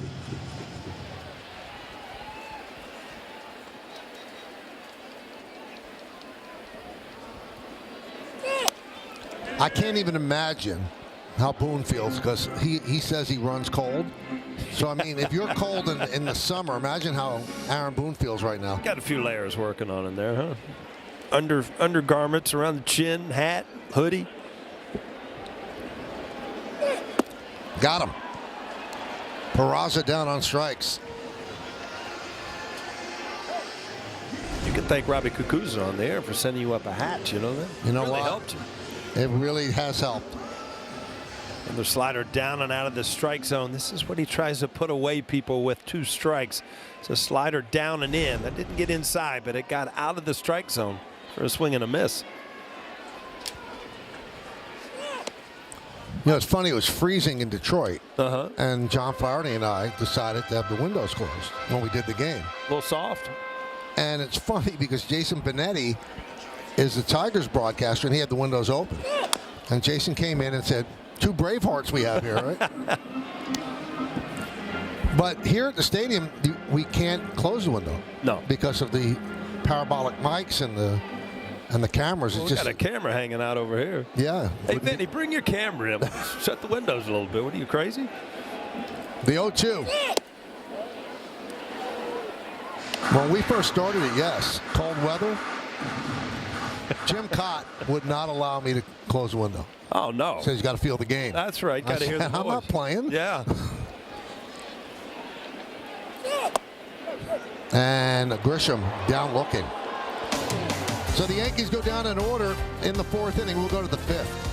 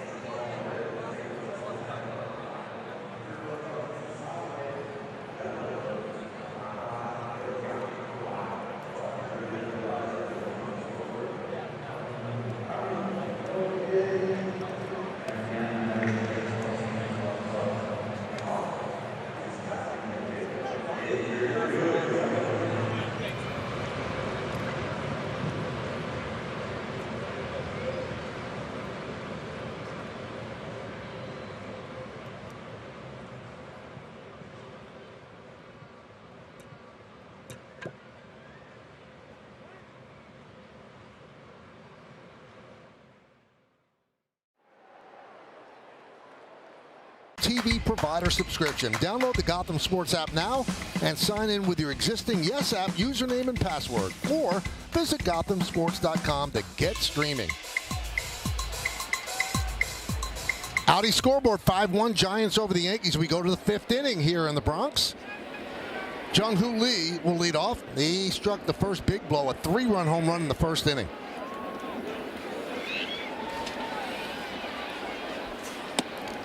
And a strike.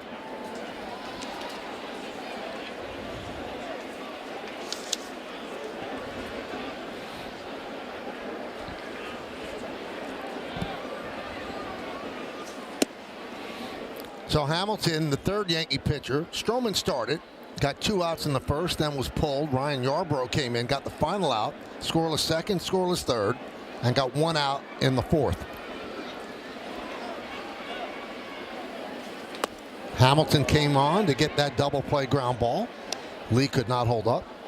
Yeah, we were talking about Lee's injury last year. I mean, they brought him over. I mean, he was an absolute star in the KBO over in Korea. The MVP in 2022, hit .349 with 113 RBIs, 5 straight Golden Gloves. That's the equivalent to a Gold Glove here. 2-time batting champion.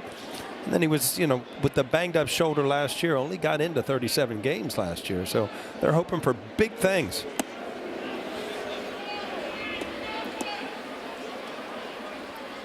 And the Giants were having a hard time getting free agents to come to San Francisco.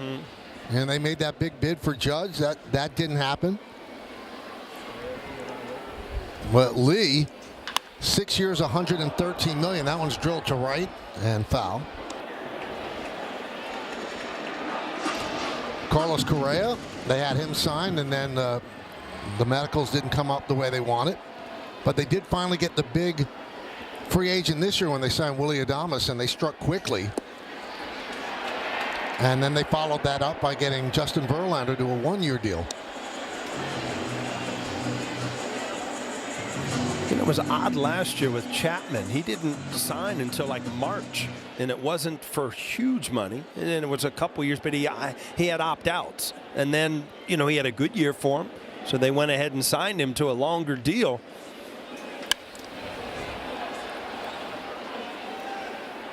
Well, the first deal that Chapman signed was 3 years, $54 million. But he could opt out after the first and second year, so he was going to opt out.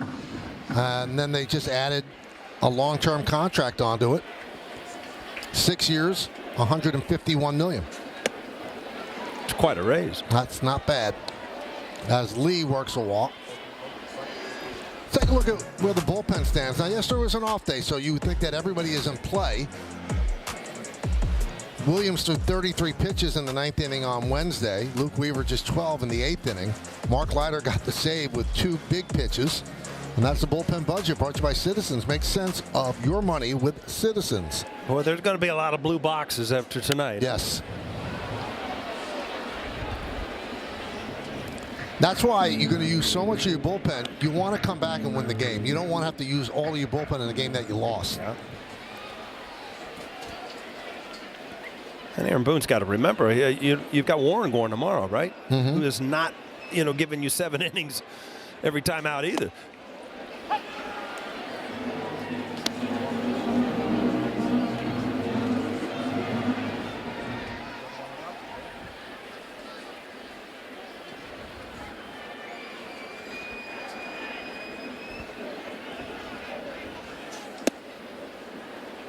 One and 2 on Chapman. Chapman has walked twice.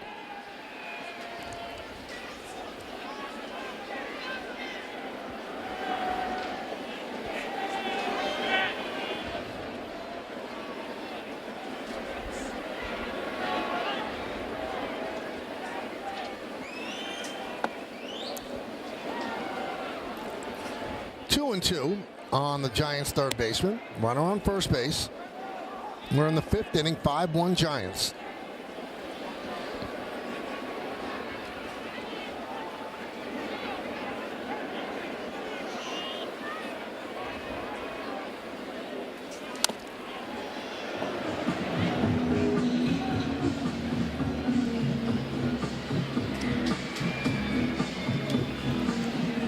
So 2 and 2 on Chapman.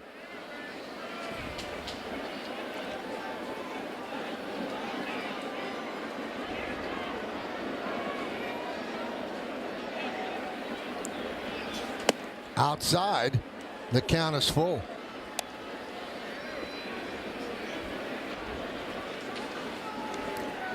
And Elliot Ramos is on deck.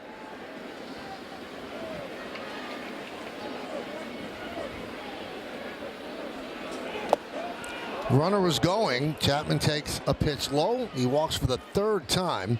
And Hamilton opens up the 5th inning with 2 straight walks.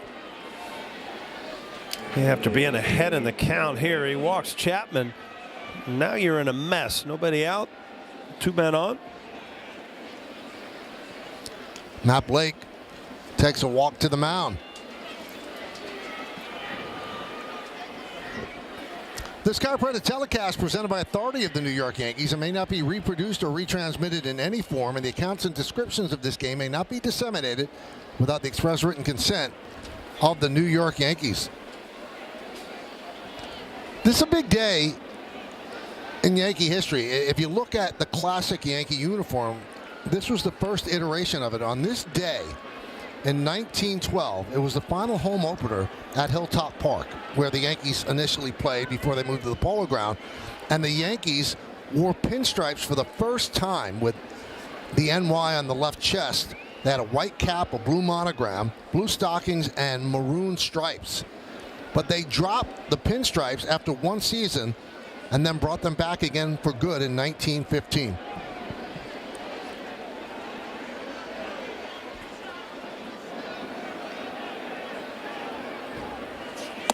It's funny because there was an apocryphal story that said, well, the Yankees went to the pinstripes because they were slimming and would make Babe Ruth look slimmer. Babe, yeah. But Babe didn't get there till not many years, but a couple of years after that. Squibbed and a foul ball. Just misses the bag.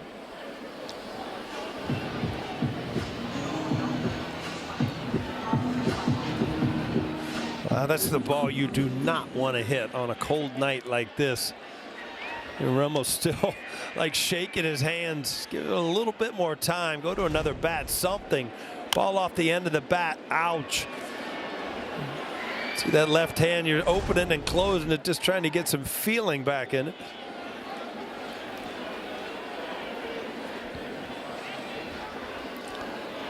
No, it's Babe with the pinstripes. He's still like a big man. And Bonds was a big man.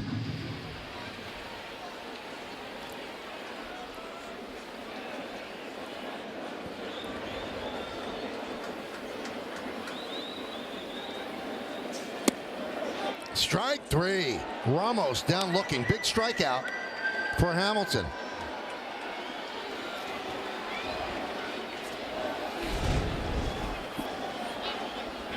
Went the two-seamer right at the bottom of the strike zone. Got the call for strike three. Aaron Boone. Hamilton just coming off the IL. Don't want to extend him too long. And ahead to the pen again. And they want to bring in the other lefty, Tim Hill, with Wade coming up.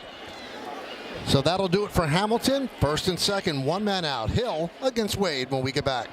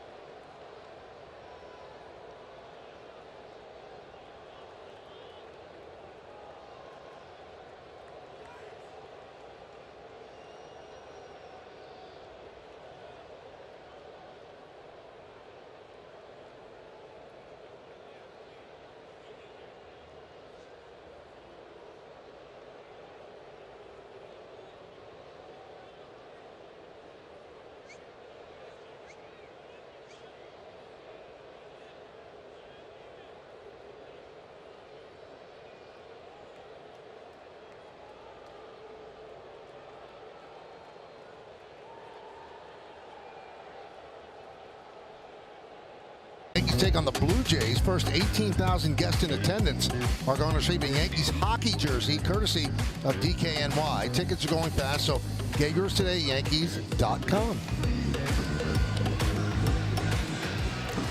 Tim Hill, fourth Yankee pitcher.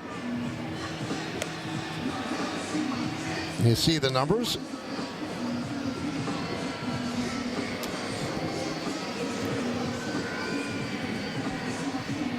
Lee's at second. Chapman is at first with one out. Wade with a two-run double in the first inning off Stroman, then a fly ball to center in the third.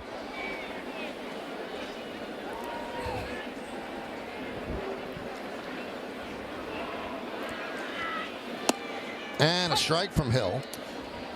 It's kind of funny. I was reading the arm angles, you know, and they gauge them, and Hill is second in baseball. He's at a minus 20 degrees. So, you know, 0 would be just straight sidearm. So he's minus 20 below that angle. See how he's even below. Well, the biggest in the game is in the bullpen for the Giants, Tyler Rogers. He is minus 61. Unbelievable. That's number one and number two. 20 to 61 degrees below.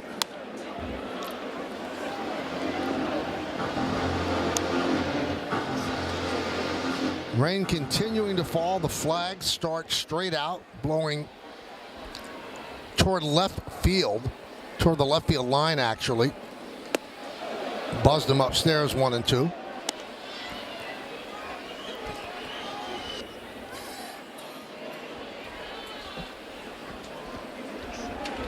Flores on deck. Fouled away into the second deck on the third base side.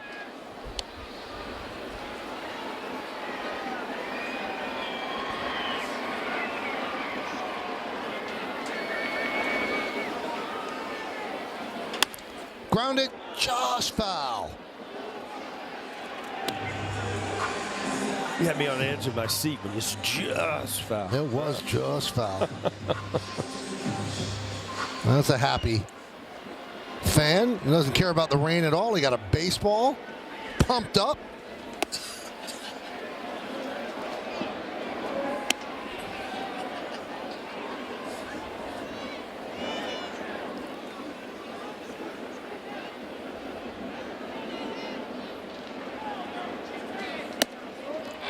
And the count is full at 3 and 2. Well, obviously Tim Hill is a sinker ball pitcher, gets a lot of ground balls. You'd love to see one right here. Get out of this inning. And he walked him to load the bases. Hill wanted that call. A very close pitch. Will Little didn't see it that way. That could have gone either way.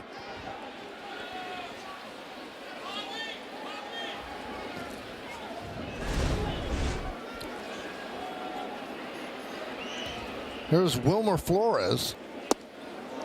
Missed outside. 1-0.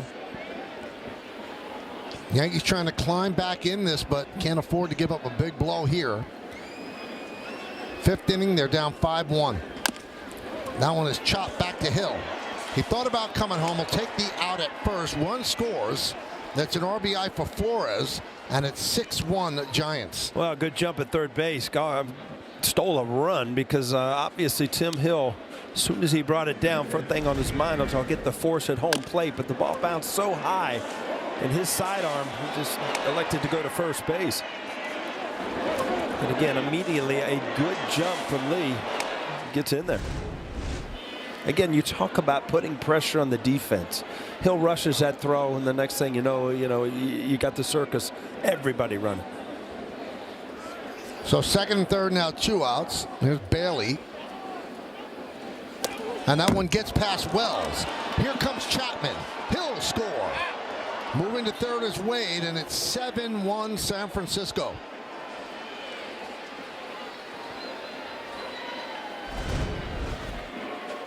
Again, kind of overthrown all the way across the target. Not much Wells could do.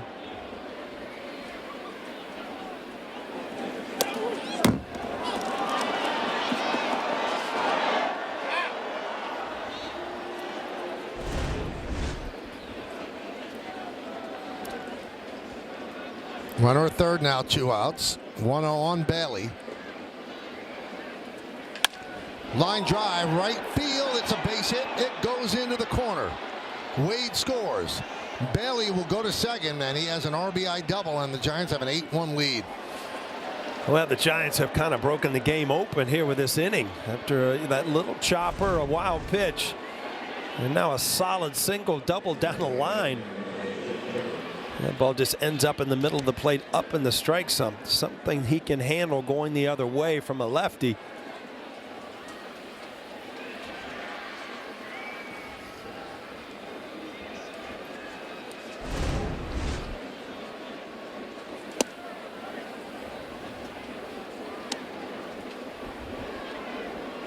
One and 0 on Fitzgerald. So 5 in the first and now 3 here in the 5th. Jazz Chisholm to the glove side, and that will do it.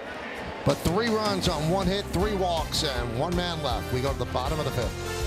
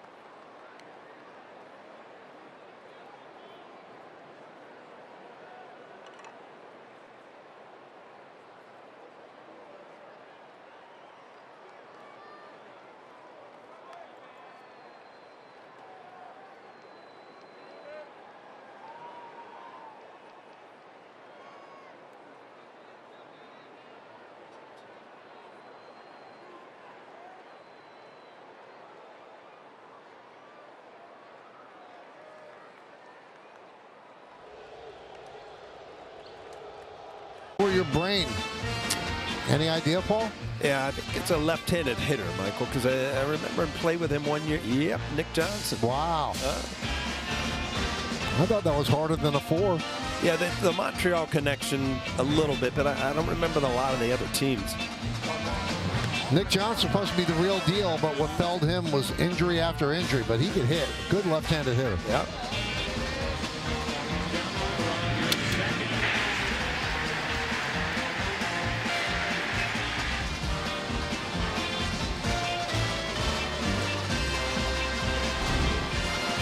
Spencer Bivens takes over, so Robbie Ray will not get a victory because he goes 4 innings. You have to go 5 if you're a starter.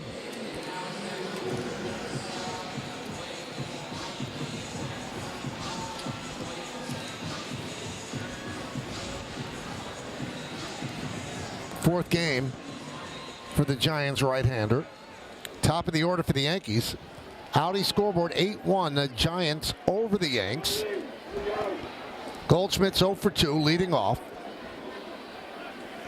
Chapman, 5-time Gold Glove winner. He is deep at third, fairly close to the line.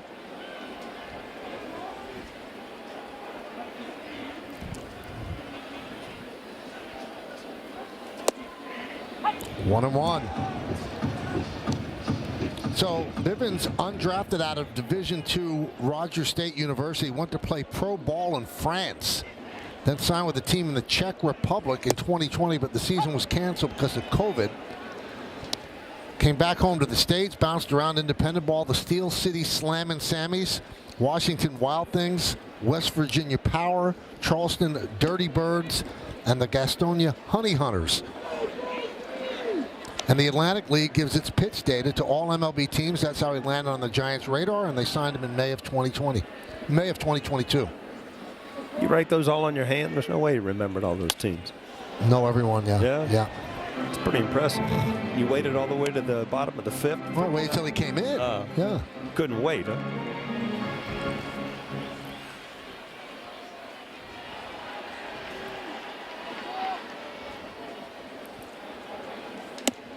The Gastonia Honey Hunters have a great cap. Is that right? Yeah, I'm assuming.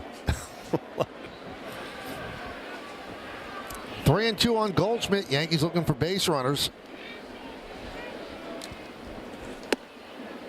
Strike 3, and Goldschmidt knew it.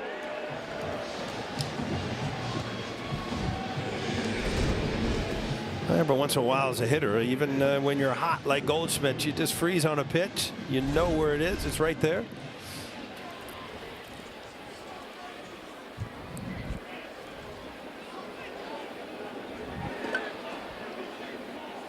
You know, what we've seen in the first 12 games against the Yankees, the teams the Yankees have played have had lefties in the bullpen. A lot of lefties in the bullpen, and they keep bringing them in to match up against the Yankee lefty hitters. But the Giants have just one left-hander in the bullpen, so they are not going to be able to do it. It's just Eric Miller is their only left-hander, so they're going to have to pick their spot when they want to bring him in.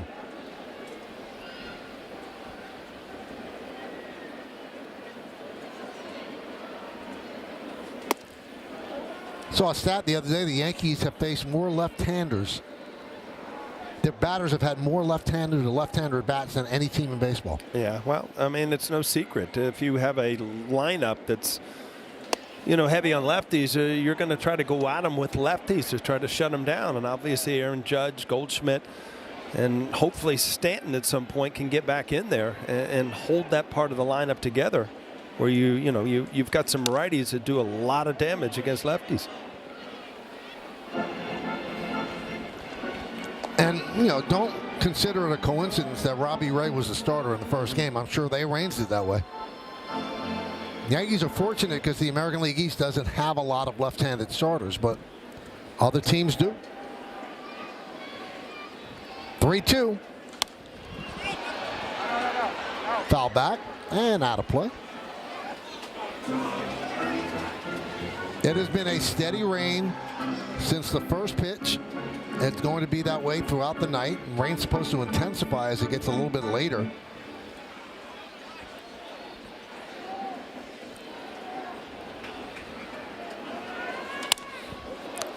know, we said this at the start. Once you start a game in that weather, you're committed to playing in that weather for 9 innings. Now, if there's a torrential downpour, obviously that changes the equation just a bit. But right now, this is the weather that it was first pitch.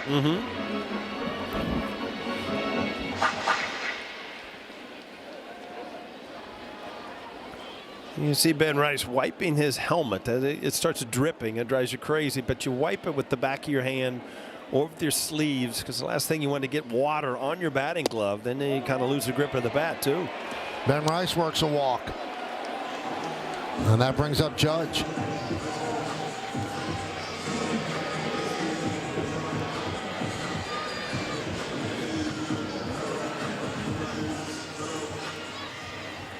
Judge has walked twice.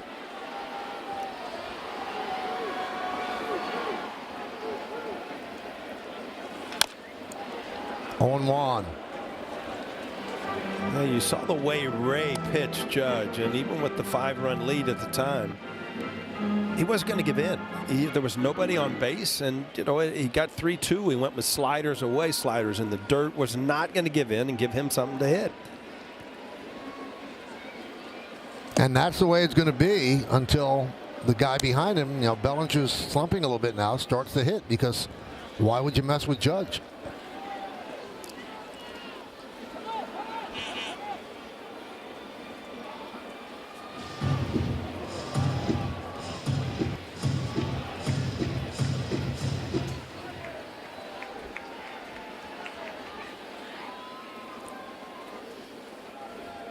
One. Change up, swings through it. 1-2, good pitch. See Aaron Judge, watch this back foot in the box. That's a full hack, and then it kind of just slips. So it's actually his front foot that slips. That's the last thing you want to see a hitter do.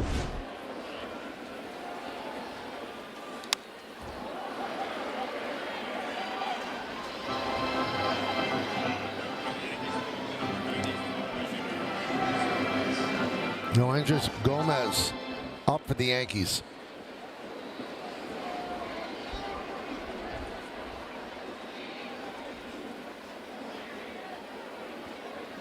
And the 1-2. Inside, 2-2.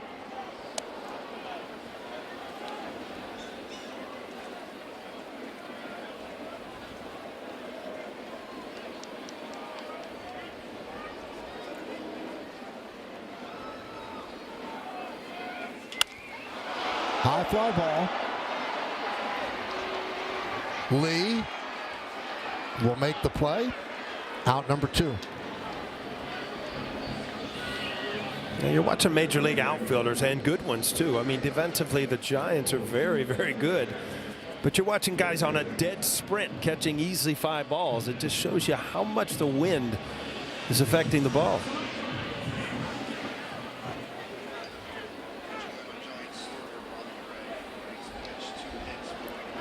So here is Cody Bellinger. He struck out, and a fly ball to right.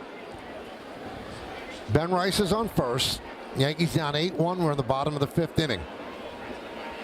This game is 1 out away from being an official game. 5 full. Pitch inside.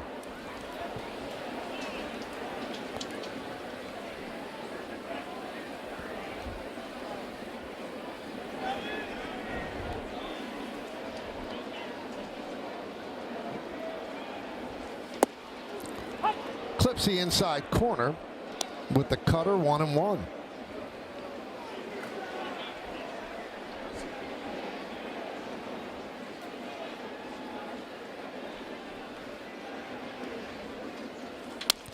Foul back to the screen. 1-2.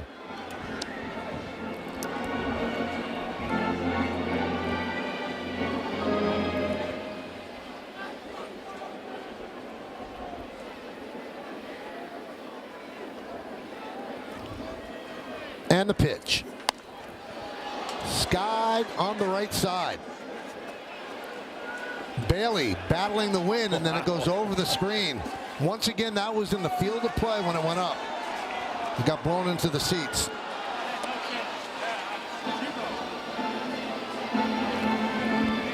You can only shake your head.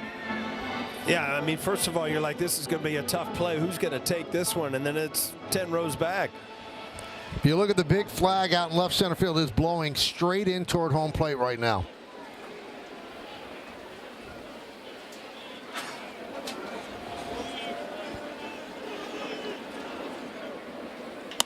Rip foul.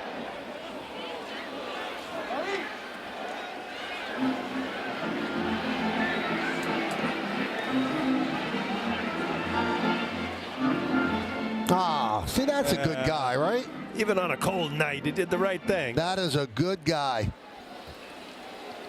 I've seen adults not do that. Yeah, I've seen adults take it from little kids.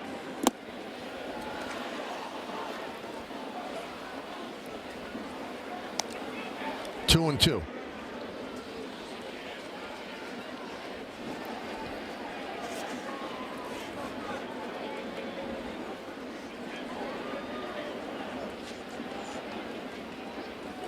And he blows the fastball right by him. A cutter, actually, for the final out.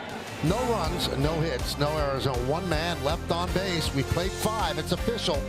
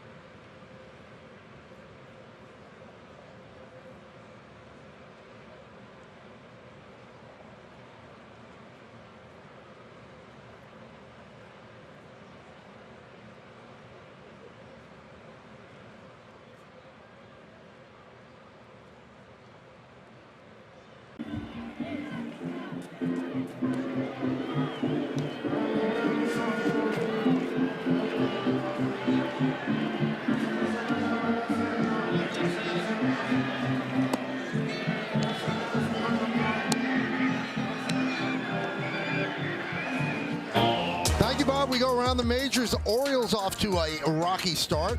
Hey, how about Kyle Schwarber? 6 home runs this season. He has 137 since 2022. That's second in the big leagues to Aaron Judge, who has 163.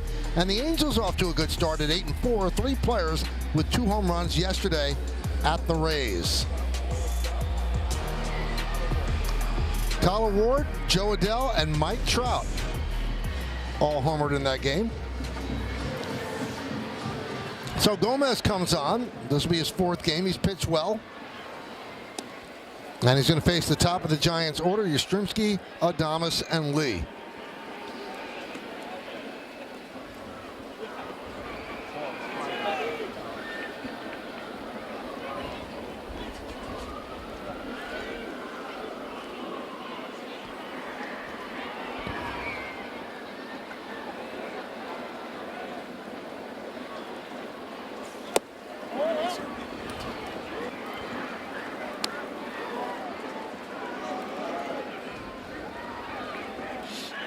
Yastrzemski started the game with a double, kind of a portent of things to come in that first inning.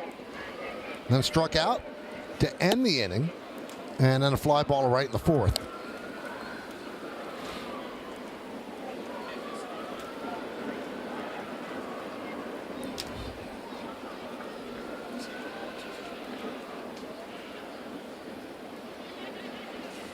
Inside, 3-0.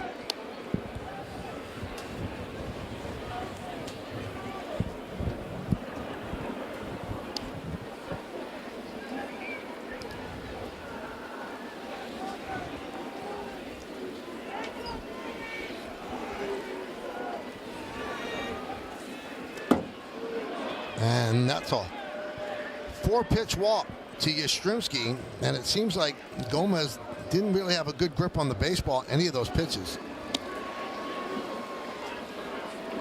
Now, we told you about the Angels game where 3 batters had 2 home runs apiece. Yankees have had only 1 game of that sort with 3 players hitting 2 home runs. May 30th of 1961 at Fenway, Mantle, Maris, and Skowron. Big names. Big names. Big lineup. 61. They hit a lot of homers that year, too.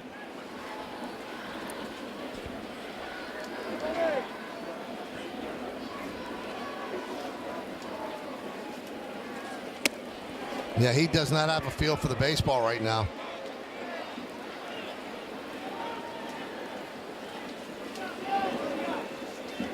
You know, between innings, and Matt Blake's going to talk with him, between innings, the head groundskeeper, Danny Cunningham, was showing the umpires the radar on his phone. As we have heard, it's only going to intensify as the night moves on, so you wonder if there will be a breaking point for the umpires where they say, well, we've got to put the tarp on. And it also becomes dangerous if Gomez can't really get a grip on the baseball. Well, if the rain's going to get harder, once you put the tarp on, then it's a matter of time before this game is over. And you know what? Aaron Boone, you might ask him right now, it might be better off for your pitching staff at this point. You know, you never want to bag a game, but you're right, because he still has to get, 12 more outs out of the bullpen. It might be one of those things where at some point he might have to use a position player. The crew chief is over third. That's Lance Barksdale.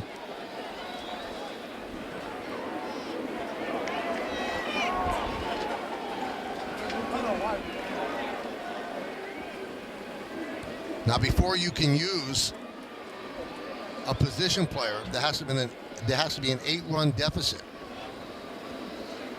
Right now, it's a 7-run deficit, so you cannot go to a position player.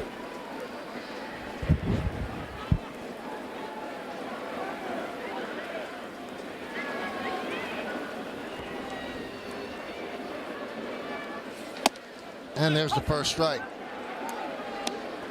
Or the other way, you have to be up by 10 in the 9th inning, up by 10, or down by 8 at one point, or extra innings. Used to be able to use it whenever you want it, but they thought it was making a mockery of things, and Willie Adames works a walk. We told you about Adames meeting Jeter. We had a camera there. And watch when he turns around, Paul. This is the best part.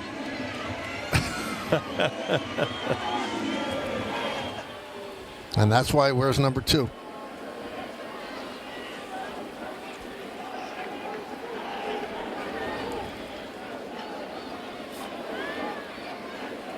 Eight runs on 6 hits for the Giants, 1 run on 2 hits for the Yanks. Jung-Hoo Lee comes up first and second, nobody out.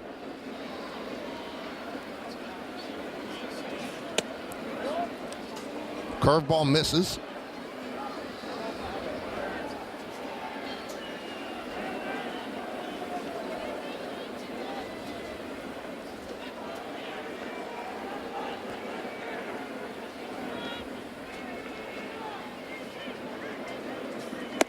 Way outside, 2-0.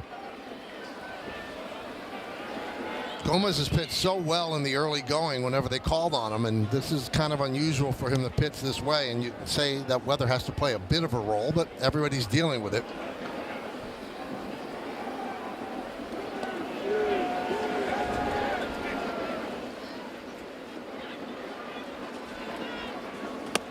Upstairs, 3-0.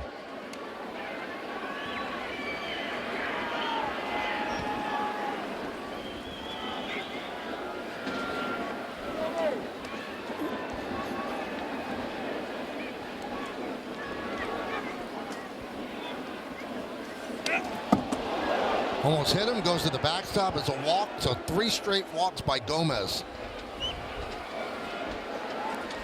And now Lance Barksdale is going to walk toward the mound. I'm not sure what you could do here, Paul. Yeah, I mean, it's really been pretty much all game, but you know, you're at the point now, and then Danny Cunningham knows, you know, they've done everything they possibly can with the field. It really doesn't look that bad, but you see the wind, the rain.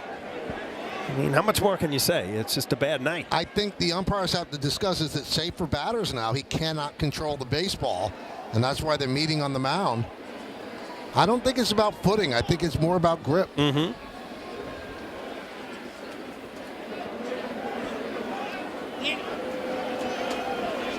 I think he's not calling for the tarp. I believe he's calling Danny out to talk. Now Aaron Boone is coming out to the first baseline. He's going to talk to the umps as well.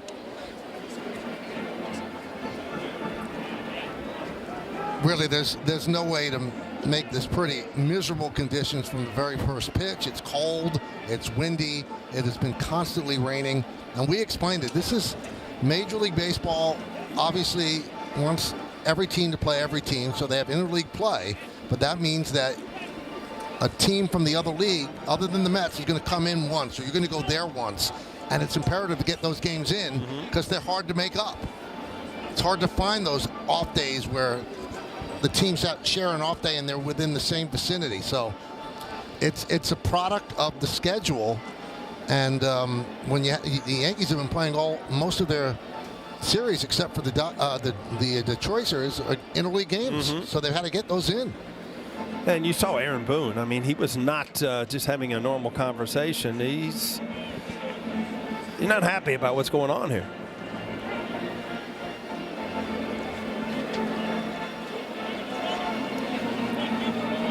I think he wants this to be called, and he's losing, so you would think that would carry some weight.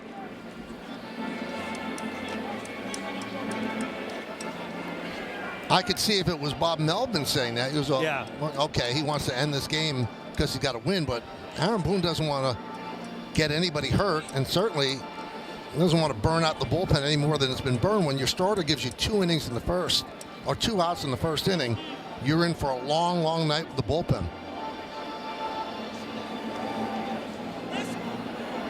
Now, they put the drying agent on the mound, and Paul, from what I could tell, it wasn't that he was slipping. Yeah, I mean, you'd have to ask Gomez. I mean, what the issue is. I mean, we're just speculating up here, but you're starting to see the sheen on the infield over by first base and stuff, which starts to say that the dirt is getting kind of saturated.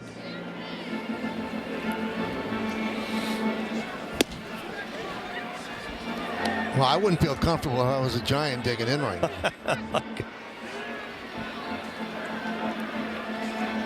So 3 walks by Gomez has loaded the bases for the Giants.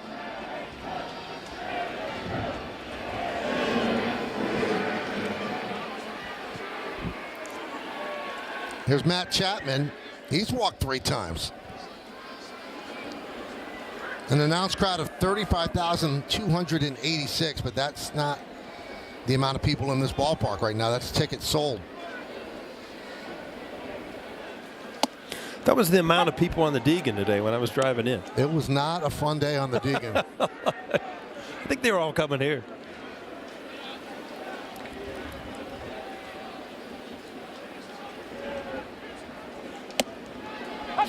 Drops the breaking ball in there, 0-2.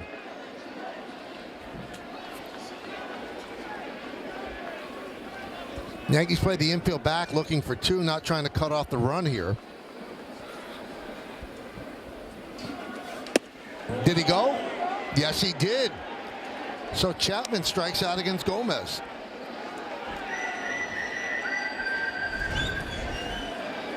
Well, ball off the plate. Can't really tell from that angle, but we're able to here. Yeah, he definitely went. Here's Elliot Ramos. Pitch upstairs.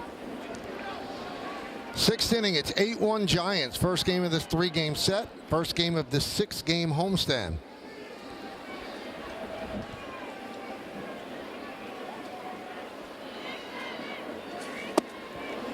So of Gomez's first 13 pitches, 12 were balls. Then a 3-pitch strikeout. Now back to the balls, 2-0.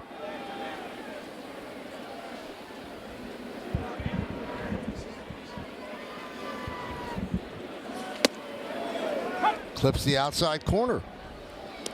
Gomez doesn't want to give up runs. That's on his ERA right now. He wants to get out of this.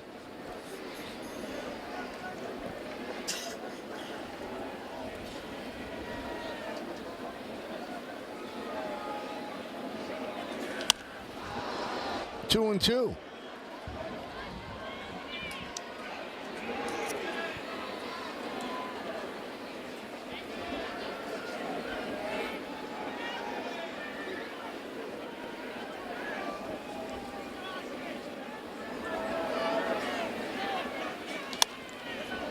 Foul back.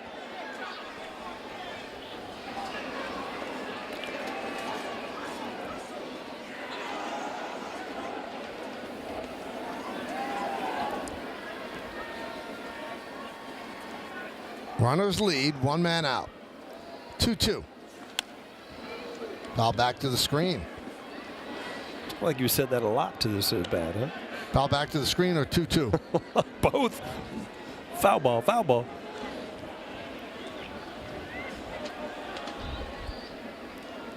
Ten walks by Yankee pitching.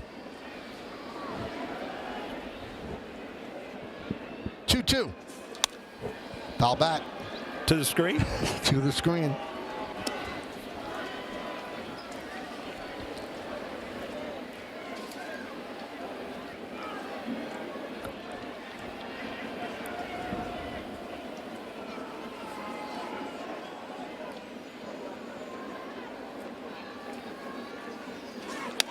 Foul back.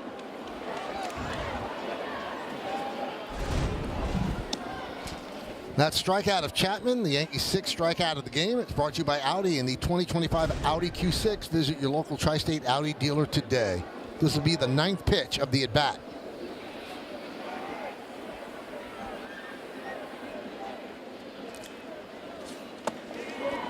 Three and two, no place to put Ramos.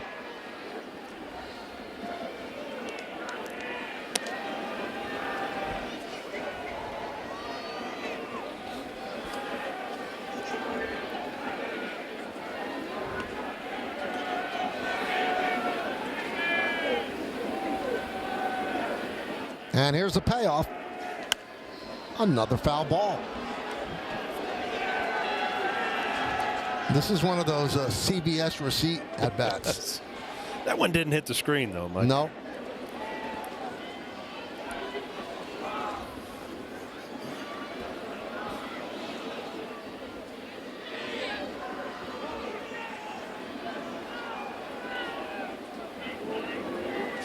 Swing and a miss. So Gomez dialed it up to get a strikeout. 2 away. Well, Ramos went out of the strike zone. Swung underneath this ball, was clearly high. 11 pitches. Finally got the strikeout.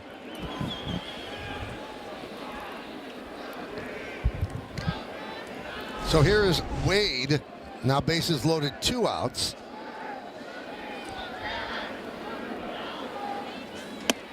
And a strike.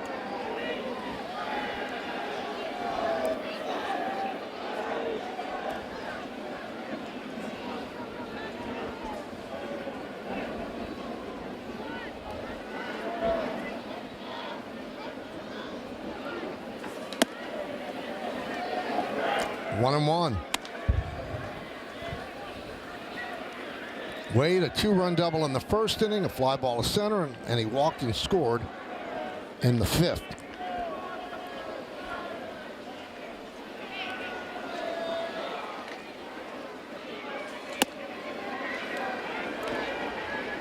Changeup was high. You know, his fastballs have been 89. His changeup is 86. That's not really enough of a separation. Mm-mm.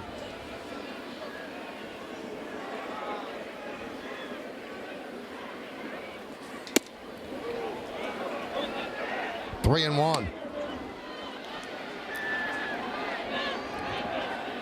Again, no place to put Wade.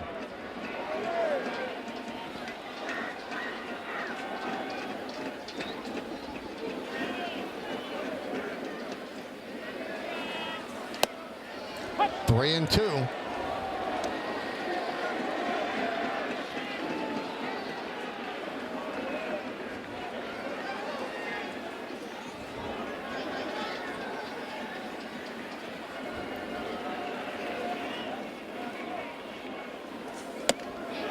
Just missed outside. That'll force in a run. 9-1 Giants, an RBI for Wade. 4 walks in the inning for Gomez. Yeah, I think Aaron Boone's trying to make a point here. You know, is there any way? You know, he's saying this is not the way Gomez pitches. He's being affected by the weather. You know what?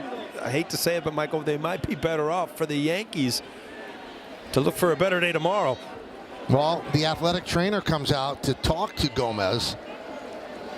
His velocity is affected. His command is affected.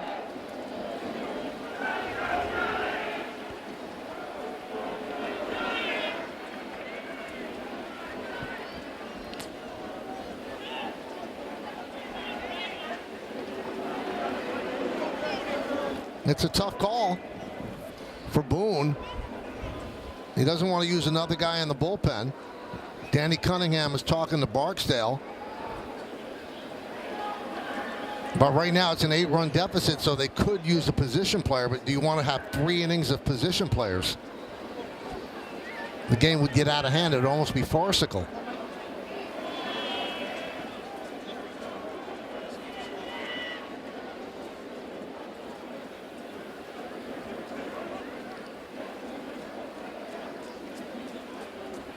Well, the Yankees are walking off the field, so that would indicate that they're going to put the tarp on. Yeah, I think Danny Cunningham has a radar, and you know, if you've got another heavier shower coming anytime soon, I mean, you're better off just if you're Aaron Boone. I know you never want to just lose a game, but you're better off saving your bullpen and going into tomorrow. I hate to say it. And the fact that it's the manager of the team that's losing is saying, let's bang this right now. Now, Bob Melvin wants an explanation as well, but he's winning. So if it's called right now, he gets a win. You know, Bob Melvin's probably saying, you know what, we've been playing in this all night. You know, we put ourselves in this position. Let's spend their bullpen. Yeah, that's a good point, too. He'd like them to use more pitchers because that impacts tomorrow's game and Sunday's game.